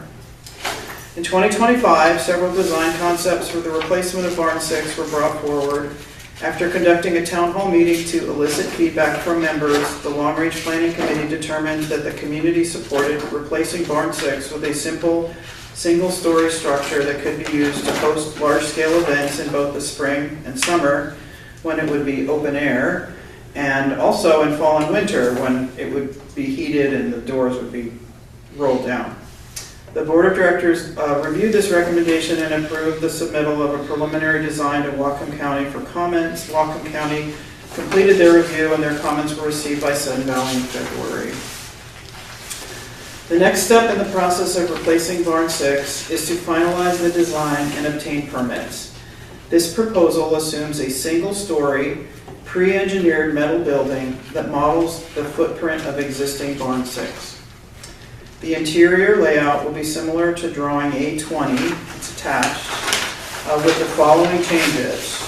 Add ADA shower stalls to the bathroom, add a kitchenette, and combine rooms 100, 101, and 102 into a single open room.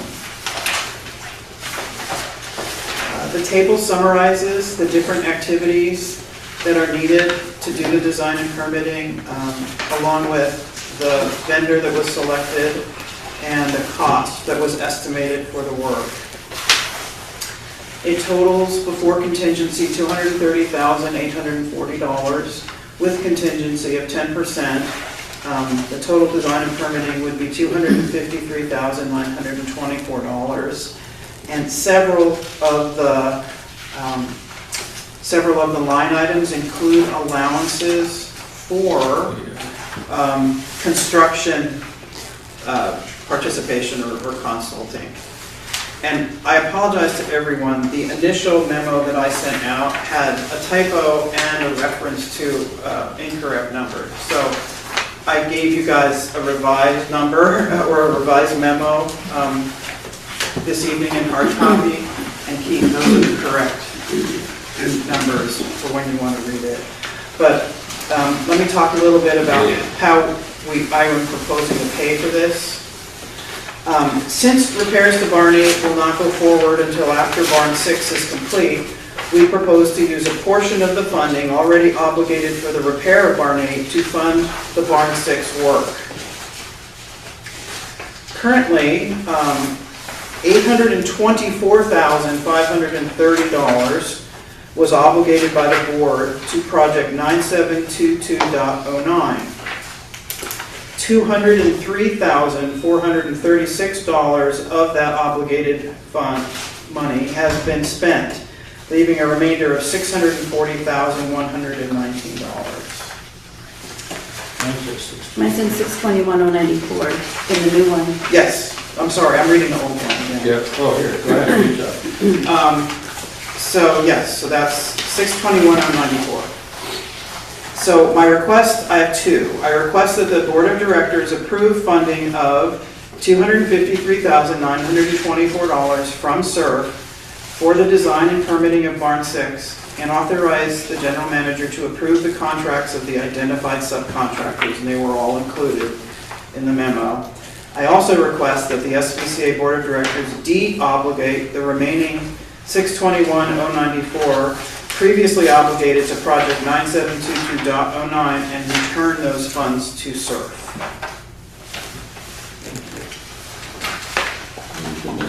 I'll read the motion.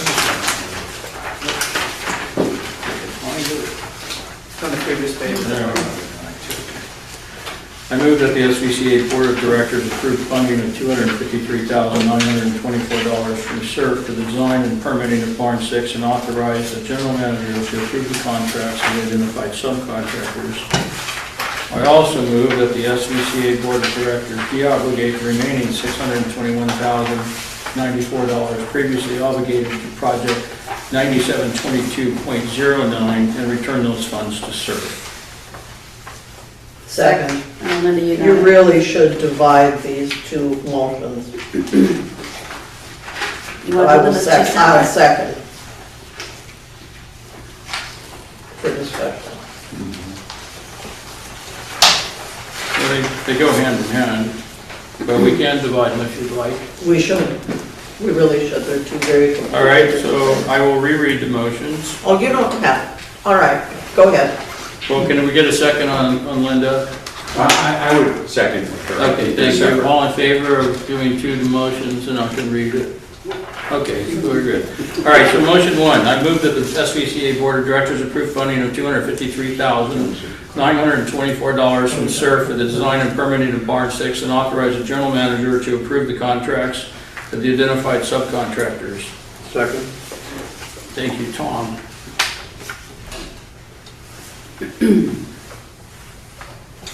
Okay, questions on the first motion? Sean? Yeah, I just want to see the, because it looks like you said we added the kitchen back in there and stuff. Is that?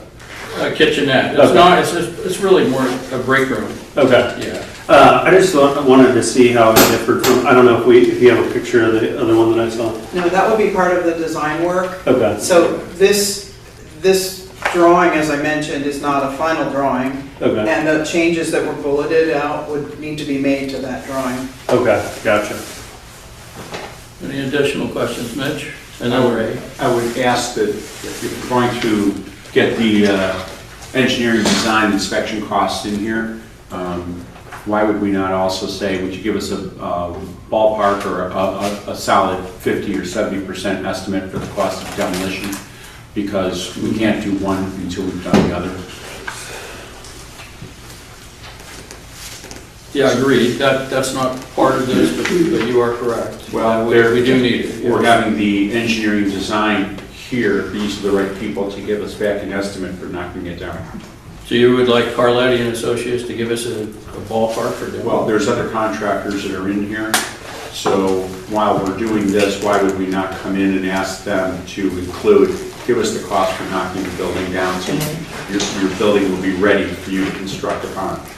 So that would be part of the bid package that was sent out as a result of having the completed design.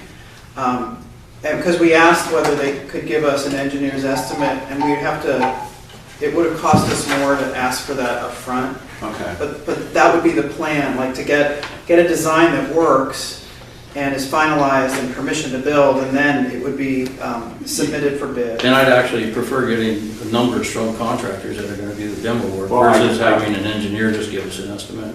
I will not disagree that a competitive bid is the best estimate. There's no question about it. Yeah. But you have to get the bids. Now, maybe you'll only get one. Now, demolition is not construction. They're separate actions. And so asking a design-build contractor to then also do demolition, well, those are different activities, right? Of course, but that would be part of that process. Okay, that's fine. That's our intent, anyway. You know what, you've been working this for a while. I was curious where we were going to come up with a number for total cost of the project. In engineering design inspection costs are beautiful. They look really good in here. So the preliminary costs also, so we know what the total cost of this is going to be. There's going to be there's going to be some numbers for cost of demolition of the building. That's all. Absolutely. Yeah. And we've had people give us back of the envelope counts. Okay. Right. Yes, since this drawing that we're looking at here, sample, it's just a sample of pretty much what we're going to do. We're going to modify that, or That drawing there is an old drawing, actually. That's, I believe, the 2020 drawing. that's the 22 drawing. Yeah. And of course, that will get modified. Yeah. So we did put some funds into the 25 drawing of the lower level, which provided, some rooms and a kitchen. There wasn't a kitchenette. I don't know what the description of a kitchenette is. Yeah. It's like a break room. Would be considered, I don't know why they call it kitchenettes here in Washington, but anywhere else that I've done them, they're break rooms. So in the break room, you got a stove, Same. a microwave? No stove. No, you can put a microwave, stove? you can plug a microwave on the counter, it'll have a sink, it'll have a Refrigerator plug. yeah, a place for a refrigerator. So it's mainly for a break room is there a recreation office going to be here? At some point, depending on what we do with Barn 8, this barn, yes, then the recreation office will have to be moved over there.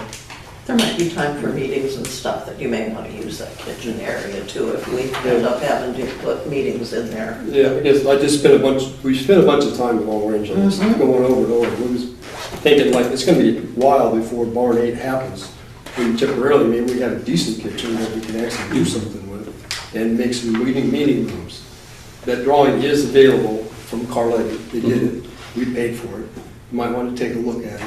Yeah. We save you some time. Yeah, we look. I can give you a copy. I have it in the trunk. Very good. Okay. Any other questions? Linda? I see no sales tax on any of this stuff. And if we're talking a minimum of $230,000, our sales taxes would be... No sales tax on this. You sure? Pretty sure. You sure? Their services. Yeah. Although the Washington State Legislature. One never Don't get any taxes for you just saying that. Don't send them our meeting notes, though. I'm just concerned that, sometimes we look at that stuff and that's one thing I always look for anymore, is did they include any sales tax we may have to pay? I'm sure they'll try to figure a way to start taxing that. Do we have any other questions? All right, hearing none, I'll reread that motion one more time. This will be motion number 1. I move that the SBCA Board of Directors approve funding of $253,924 from SERF for the design and permitting of Barn 6 and authorize the general manager to approve the contracts for the identified subcontractors. I made the motion, Tom seconded it. All in favor?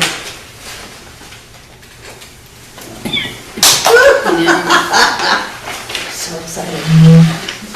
Yeah, something's going to happen. We're going to read motion 2 of that. The motion is, I move that the SVCA Board of Directors deobligate the remaining $621,094 that were previously obligated for Project 9722.09 and return those funds to SERF. Second. Thank you, Diane. Questions or comments on that? Linda? Okay, it's gonna be a long one, folks. All right, next. No, it's gonna be. Number one, I don't think we should be returning that money from SERV back to SERV. I think what we should be doing is reinstating from our 2025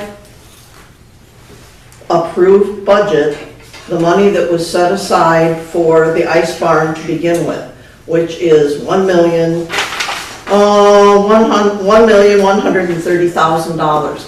Magically, from 2025 to 2026, without that being done, and with there only being one remaining useful year of life left of that building, it disappeared from the 2026 reserve study and has been moved out to 2036 and 2037. And I think we took that million out of there, and now we're looking to taking the money that we already approved for Barn 8, I would rather see us put the money back for Barn 6 where it belongs. And why did it ever get taken out? And then the reserve specialist assumed that it has a lifespan of 40 years. That makes no sense. Are you talking reserve money or actual cash money? Reserve money that was set aside that's gone. Okay. It just disappeared out of the 2026 reserve study. Well, And now we're asking that we want to take money from SERF that we already approved, that's not even half of this, what's about half of that amount, and take it and put it back into SERF to pay for Barn 6. And it just seems like, why did we remove it in the first place if it was our intention that we were going to be moving forward with this project? That's all. Joel, you want to answer that? Sure, yeah. So it didn't disappear, it was just shifted out to 2036 and 2037 in two different phases. Yes. Like half and half. And of course, the reason why we did that was because the Barn 8 Kingworks estimate came in, especially with that 4% inflation, at a little over $4 million. So it had to be moved out to accommodate the Barn 8 project. Otherwise, this 10-year plan would have flipped upside down into a negative residual amount without moving it. But now we're going to take that money that, as you just pointed out, that we approved for Barn 8, and we're going to basically take it away. You're going to, if you put it back into SERF, you're going to have to go through the individual little sections in the 2026 reserve study, because some of those were approved and some of them never have been. The whole, the entrance out there, it was never been approved. There's $2 million of structural work, never been approved by the board, but it's in this reserve study. And so I'm saying, if you're going to take and ask for some of this money back, you're going to have to indicate which of all of these little sections do you have now that money comes out of. Yeah, so I guess the simple answer for that is from the last budget that was approved by the board back in September, which includes this 10-year plan.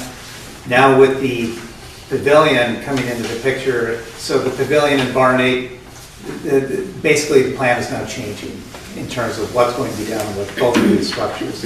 So I just wish we wouldn't have taken the money out of there, because now we're trying to once again rob Peter to pay Paul. Well, that's all. I mean, it's not that in terms of like taking the money out, one project, in terms of Barn 6 at that point, had to be pushed out because there was no way to accommodate Barn 6 and Barn 8 at that current level of over $4 million for Barn 8. Like those two could not have been shown in that 10-year window without flipping this residual into a negative territory. So basically, that's just where we find ourselves now. Is just you look back at all that and you go, why did we take that all out of there if now we're moving forward with Barn 6 and we're saying, oh, by the way, we have to take this money that we've already approved for Barn 8 and we're going to take and put that money back in SERF now, I assume, as obligated funds, if I'm not mistaken. So, Joanne? every year, the board takes a look at our budget, and I'd like to clarify the language. I believe the document you have in front of you is our SURF budget, which, while it aligns with the reserve study, is different from the reserve study, right? So our budget changes every year based on a reassessment of the current condition of our assets, new priorities that are established, the need to pay for unexpected events such as a $500,000 cleanup after a storm. And so changes do need to be made to the budget. And this group has the responsibility to consider the proposed changes and either approve or deny them.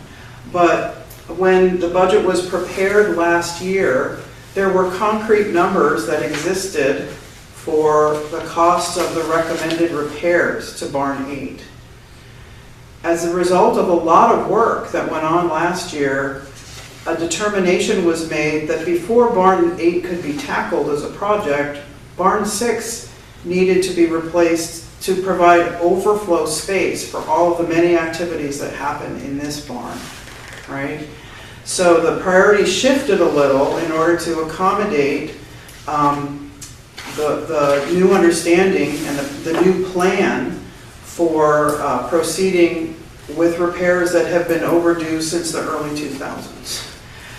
So I share everyone's concern about the high cost of making these repairs and replacing Barn 6, but to take it in stepwise fashion. And last time that we met, we walked through the history of the Barn 8 and Barn 6 and other structures here in the rec corridor, and show that there is a logic to the decisions that are being made. So that's my response to your question regarding why things were changed. Thank you, Joanne. Any additional questions or comments? All right, I'm going to read motion 2 again. Motion 2 states, I also move that SVCA, by the way, brought by me and seconded by Tommy. I also move that the SVCA Board of Directors de-obligate the remaining $621,094 previously obligated to Project 9722.09 and return those funds to SURF. All in favor? 1, 2, 3. Sean? No, I think we should keep it allocated. 5, that passes by majority, but Sean and Ray was a no? You're for I'm a Linda, no. I'm sorry. I'm a no. It was Linda. Oh, Mitch is a no. I'm a no. I'm a no too. Oh, 3? 5 yes, 3 no. passes by majority. Just for discussion, sir, my no is based on why would we not open an account for Barn 6? Yeah, that's kind of. That was my point. I was thinking, okay, we're going to de-obligate the money. If we're still we're past discussion, but may I voice this thought? Keith. Okay. He just wants to voice a thought. Well, we are passive, but go ahead. My thought was, we're putting the money back, it's almost like it's going back into the general account, okay? All right, so it's now fungible money. But we know that we have the Barn 6 project coming up. Why would we not say, let's work with our finance manager and the GM, open up a Barn 6 account, put the money in the Barn 6 account. Not dump it back in. Oh, I see what you're saying, not dump it back in. Yeah, don't dump it back into a large account where the money can be, well, we have this money available. Open up a Barn 6 account, we know we're going to do Barn 6. Could have said that earlier. But we haven't voted on it yet, which is kind of... Effectively, we do that. But it goes back to the general fund. It's sitting in the general fund. Stick it into Yeah, we got to allocate the dollars, and also it would sound less, burdensome on the community too. We say, well, we already have 600 and something allocated, and we need a little bit more. We're waiting for our estimates. Yeah. Just go ahead. We should have more discussion. Had these I'm just thinking comments prior. Since this money was already obligated for barn 8, I wouldn't think we could just transfer it. Wouldn't we have to transfer it back to CCRF and then re-obligate it to a new account? Whatever the mechanism is. Do you want to answer that? Well, I mean, like, effectively, it could have been done exactly as Mitch said. Yeah, in a roundabout sort of way, I assume if we continue on this path to barn 6, you know, that's exactly what will happen. Meaning, so like, everything in this capital budget for SURF on the 2026 column, now, unless we were to add a bunch of new stuff, which we have no plans to do that, with the exception of barn 6, if we move forward with the barn 6. So at that point, there actually won't be an opportunity to obligate it for something else beyond these projects that are already on the 2026 column. But the point taken, I mean, it could be an emergency or something, like that. Although we have emergency funds. Go ahead. We don't know how much barn 6 is going to cost. At this point. So, And then we bring it back, then it will be obligated to the one, but gotcha. Thank you. But I can tell you this, whether or not you took that dollar amount and said, let's just change the language, instead of being obligated to barn 8, we'll obligate it to barn 6 in this case. If you technically said that versus what's going to kind of happen in reality, the same thing will happen. yeah, the outcome will be exactly the same. Like, for example, if hopefully maybe if this makes Monday feel a little better, if we came back to the board and said, now we want to buy, I want to install an Ingle Nook fireplace in the Welcome Center, you know, and I want $600,000 to do that.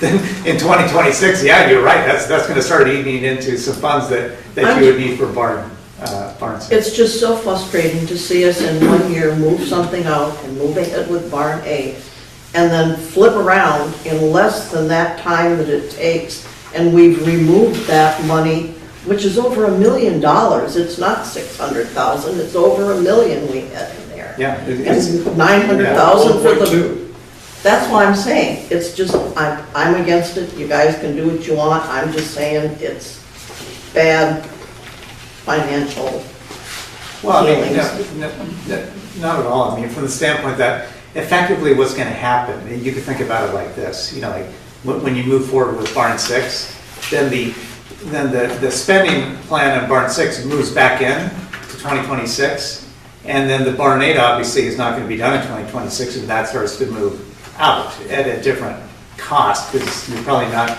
like, yeah, you'll have to read, you're gonna have to figure out which numbers of the barn 8 stuff you've got picked down to over $4 million worth of stuff, like the $2 million in structural repairs has to come out. We've never ever voted to approve that. We've never. Oh, yeah, I mean, like, you haven't voted to obligate those amounts, but the. But it's in there as obligated money that was voted on by the membership that got put in there. But it hasn't been formally obligated by the board to actually spend that money. That's true, but that's what I'm saying. Parts of those smaller sections, though, also have had that part of this 600,000 that's left, part of that covers those items, and you're gonna have to look at those and see, because you kind of picked it all apart now. Yeah. That's all.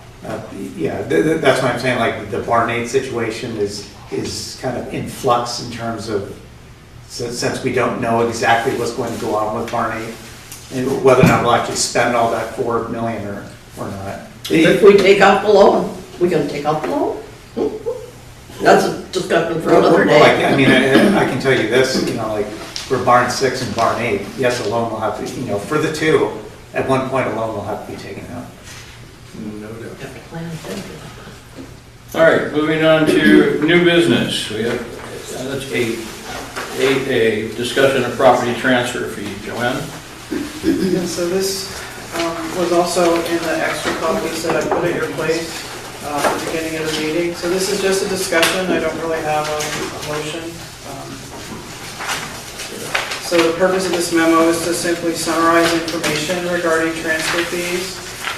Between 2016 and 2021, Sudden Valley charged a transfer fee of 1/4% of the sales price of the property that was being sold.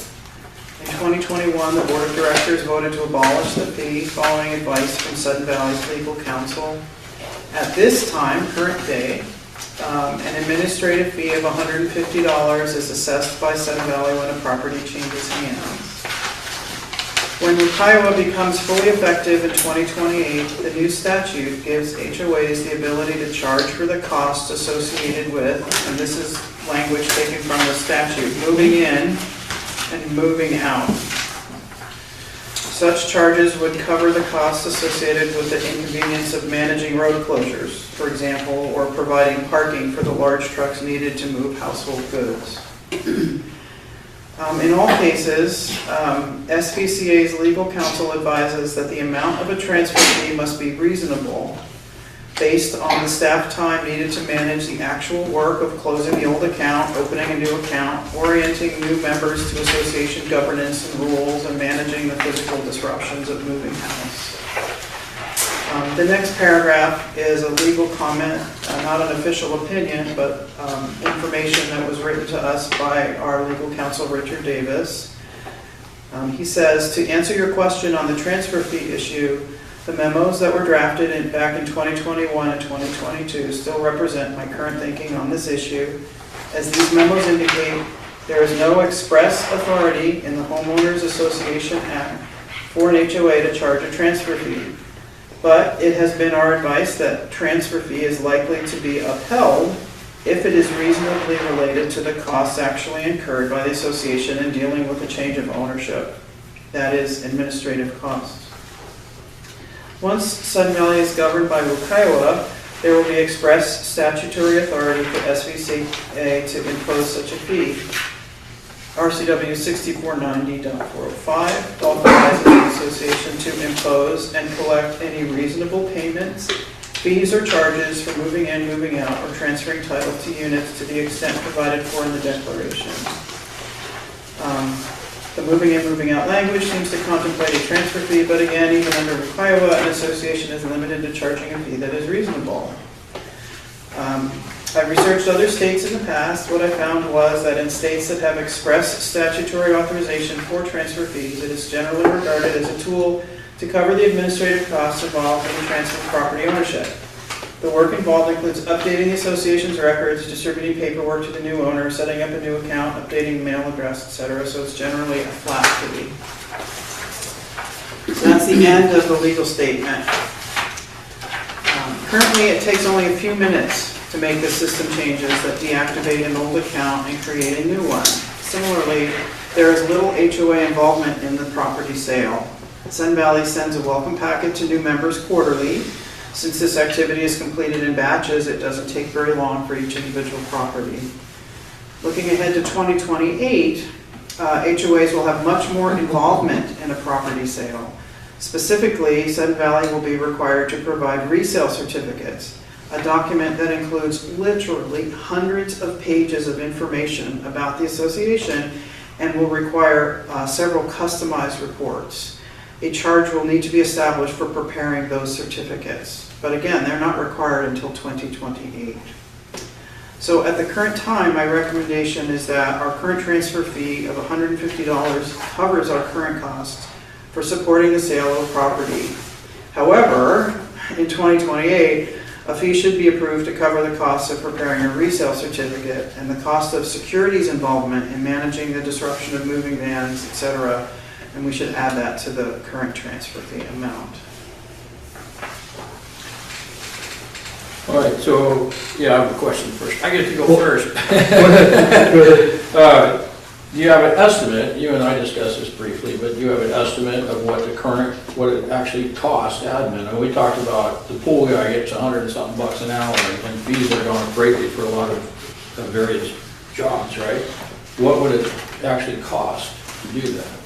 Fully loaded, and I, with Joel, went and spoke with his staff that execute all of the account changes.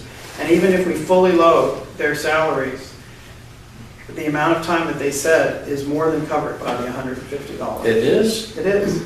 Wow. It's strange because most other HOAs are at least 200 now, if not higher. Okay, I tried, I looked around, I asked everybody, and we thought through the process and just discovered that that's what happened, that's what was reported by staff. do they know what they're talking about? Right?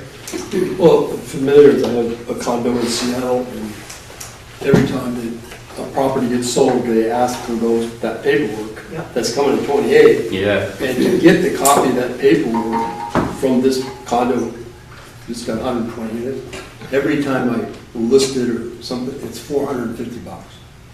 And all they're doing is pushing the button, making copies of all, it's just, if there's any upcoming assessments or financial report, it's just so the new buyer has full transparency. Yeah. But it's a pricey deal. Yeah, it's one thing with condos, it's a completely different thing with houses. At least what I've read, it's completely different with houses. Because it talks about inspections and everything else.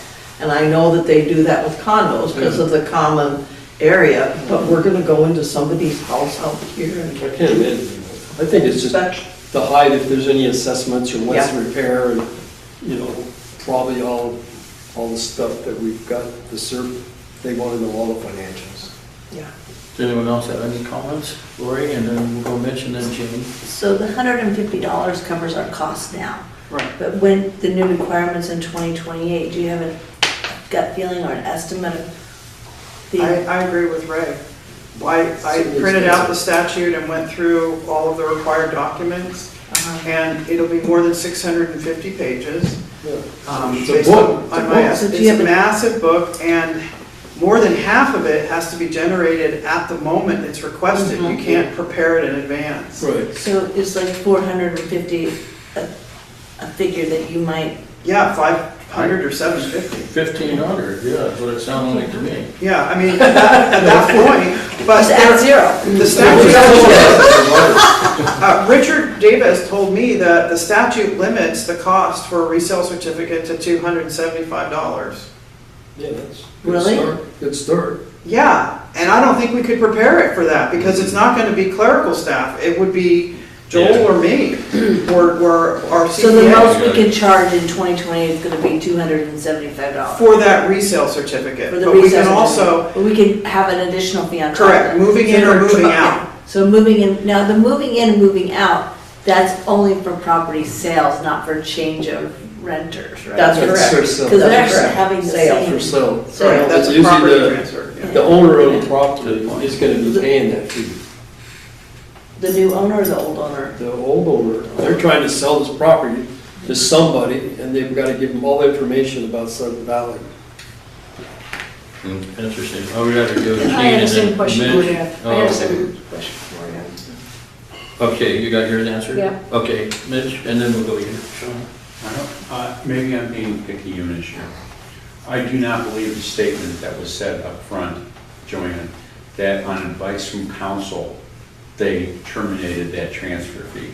I remember reading that letter from council, and he said, it's not legal, it's not illegal, it's never been tested in court, and you can not terminate it, you can terminate it. You can terminate it and keep the money, you can terminate, you can do all these other things, but that statement you said validates something that's not true. It was never on advice from council that they did that.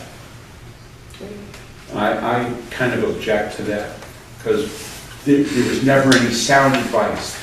That I'll never understand the soundness of their decision to do that. Wasn't a good one. And he cautioned them to And then not we'll go, return the money. Sean? Hand it to He them. did. Yeah, but not return. Yeah, so does the documents have to be hard copy? Could they just be emailed to them? Because would you say 600, 700 pages? Like, they could, I mean, digitally would probably be cheaper.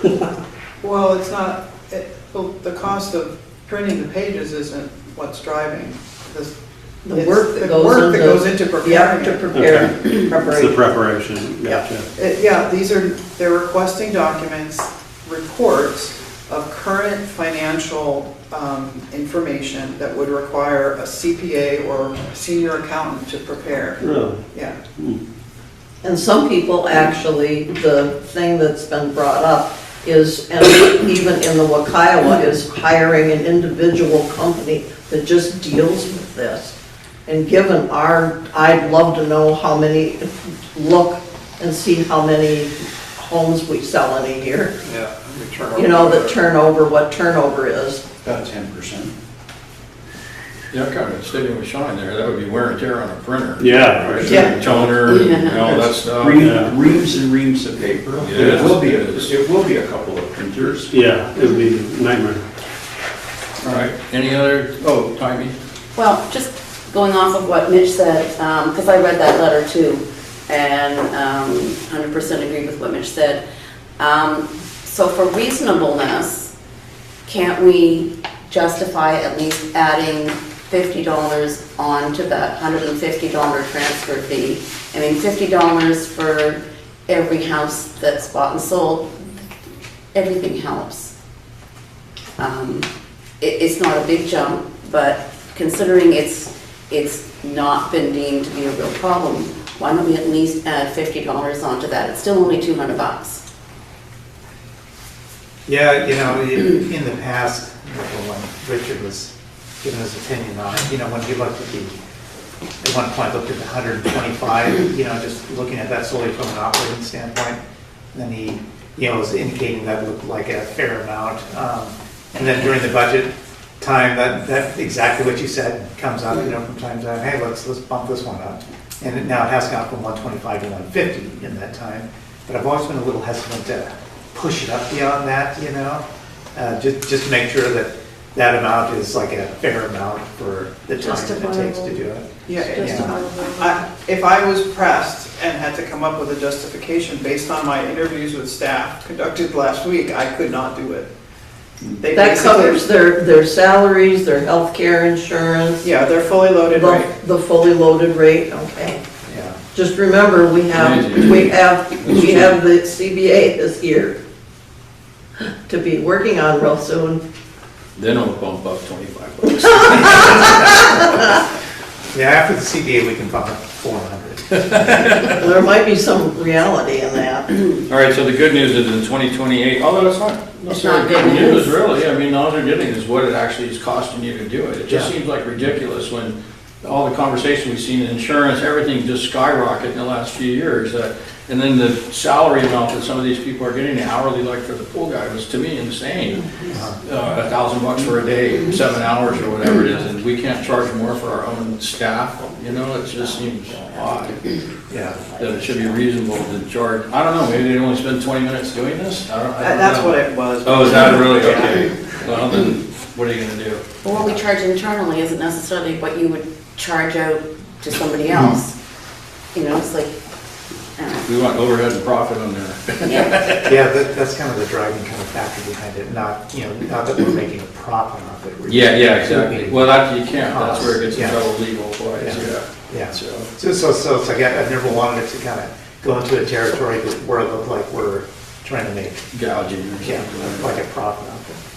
Yeah, I just was more optimistic when we had our meeting. I was thinking, okay, good, you know, Yeah, we'll be I able was to do hoping it. to, But with your research work, it is what it is. All right, we ready to move on?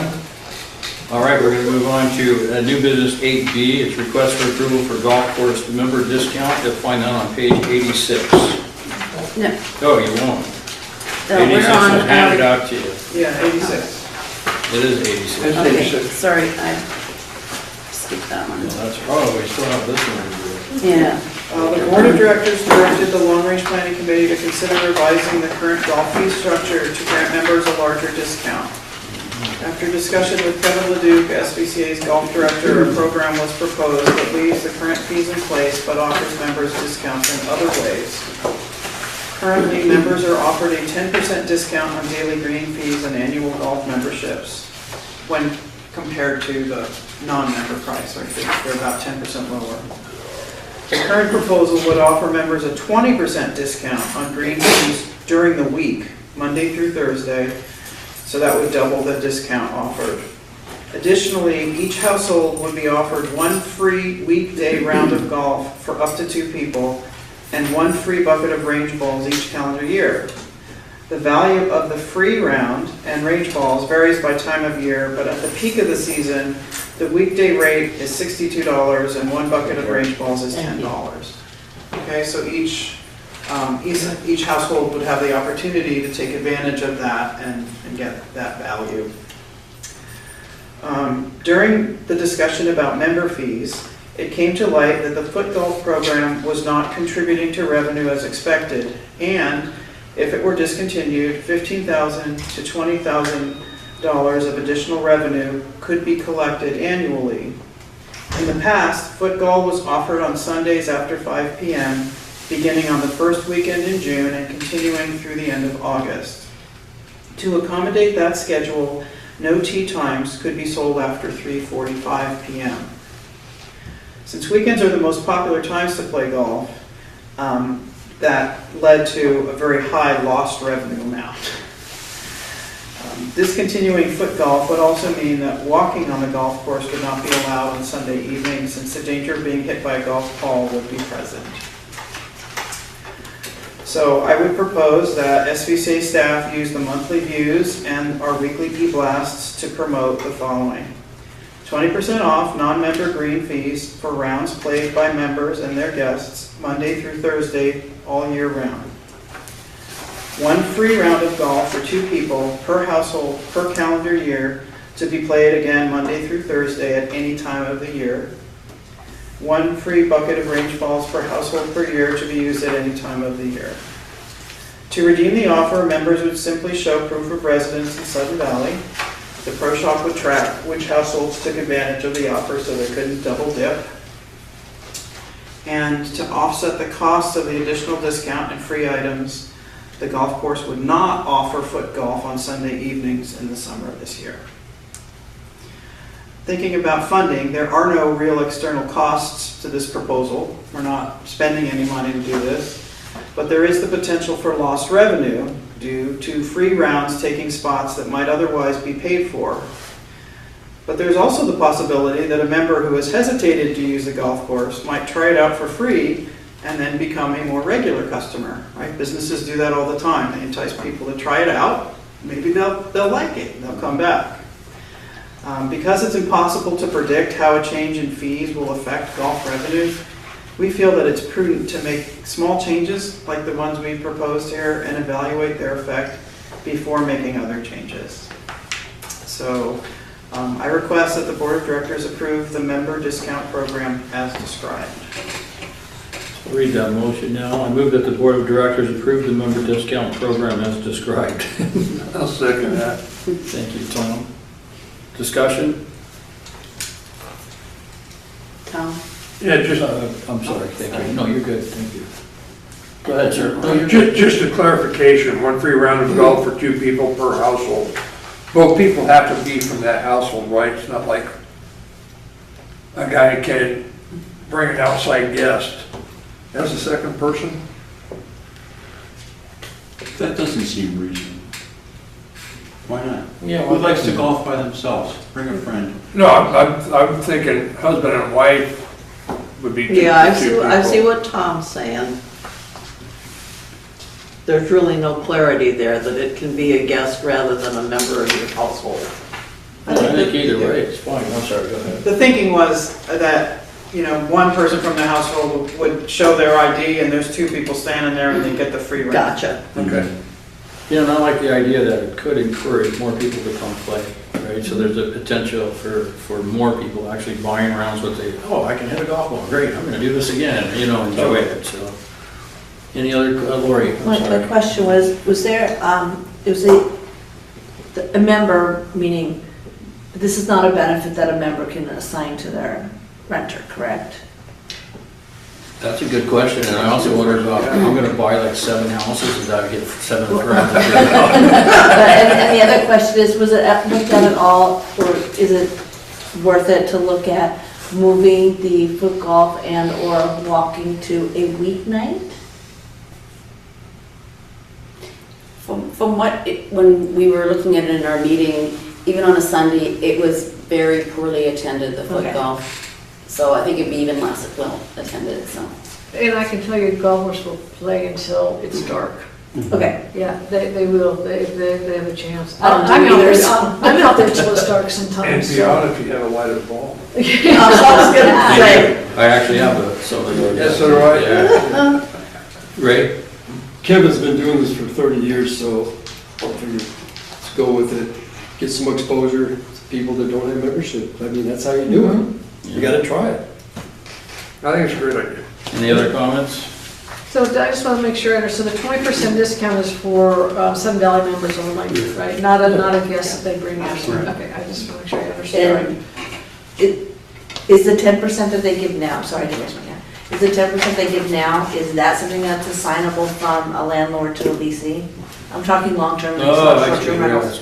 I don't know. That's a good question, too. I don't know if it is or not. Yes, that is. It is one of the Yes, benefits. it is a member privilege, and if they designate that the member privileges go to their tenant. It goes to golf too. Right, then, but then the owner can't show up and Right, ask for a free round. exactly. I just Yeah, didn't know. interesting. Yeah. Good to know. All right, I don't so want I could you to read know the, do I need to read it again? It's pretty simple, I think. All right, I will. I move that the board of directors, it was done by Keith and then seconded by Tommy. I move that the board of directors approve the member discount program as described. All in favor? Sean's a no? You didn't know. You remember this, one of the early things Sean wanted It out. was his idea. Except it Yeah, I remember that. was Tom or was it Tommy that seconded It that was- motion? I did. It was Tom. Oh, no, Tom. I have Tom down. Tom did. All right, we have one last item from our amended agenda. We have new business, the Tribune. Yeah, so it's time for our two-year renewal for the Linden Tribune. Sun Valley Bylaws, Section 10, requires that the association retain an independent contractor as editor for a monthly newsletter, the Sun Valley Views, to ensure that the Views continues to be a vehicle for an uncensored community exchange of opinions, ideas, and positions on any and all matters of community interest. That's kind of a bold, free speech sort of statement. I really like that one. Sun Valley has contracted with the Linden Tribune since at least 2008 for editing, printing, and distributing our newsletter. Typically, an amendment is signed every 2 years to extend the length of the agreement and adjust other terms as needed. In the proposed amendment, compensation for editing services has remained the same as in the 2024 agreement for $27,000 annually. The printing price, however, is increased as shown in the table below. The last time we signed an amendment, it was $980 printing cost for the 12-page deal, the 12-page newsletter, which is our typical one. And then in 2026, it'll be $1,195. For 16 pages, $1,070, and going up to $1,300. The amendment also identifies monthly charges for graphic design and mail preparation. These charges are also not increasing in price, so the only thing that's going up is printing. The Linden Tribune has edited and printed the Views professionally and reliably during my tenure at Sun Valley. I find them to be flexible, easy to work with. Long-established procedures help make our work with the Tribune really efficient. And additionally, there are not many suppliers of this kind of service in our area, so not many options, although there are some. So I do recommend that the Board of Directors approve the proposed amendment to the 2008 agreement with Linden Tribune and authorize the General Manager to execute the contract on their behalf. I also want to say that the reason printing is going up is because the Linden Tribune no longer prints in-house. They've shut down their printing facility and they print now out of one of the Skagit newspapers that's still printing. So their costs have gone up, and it's been a while that this has happened, and so they've been covering it for a while, and that's they finally have the opportunity to increase their pricing because our agreement is running out. So I believe it to be a reasonable increase based on how everything else. How does it fit with our budget? It's obviously, it will exceed our budget because our budget is based on the current. I'll read the motion and then we can get into discussion. I move that the SVCA Board of Directors approve the proposed amendment to the 2008 agreement with the Linden Tribune and authorize the General Manager to execute the contract on their behalf. Second. Thank you, Linda. Questions? Didn't you have a question? You already got it out. I thought I heard you. All right, all in favor? Oh, I'm sorry, you have a question? Yeah, this new cost, $11.95, that's per month, correct? Yeah. Okay. All right, all in favor? That's unanimous. So that's unanimous. We'll make a motion to bring this. All right, that is it. We will adjourn the meeting at 9:39 PM. Thanks, everybody. Thank you. Yeah.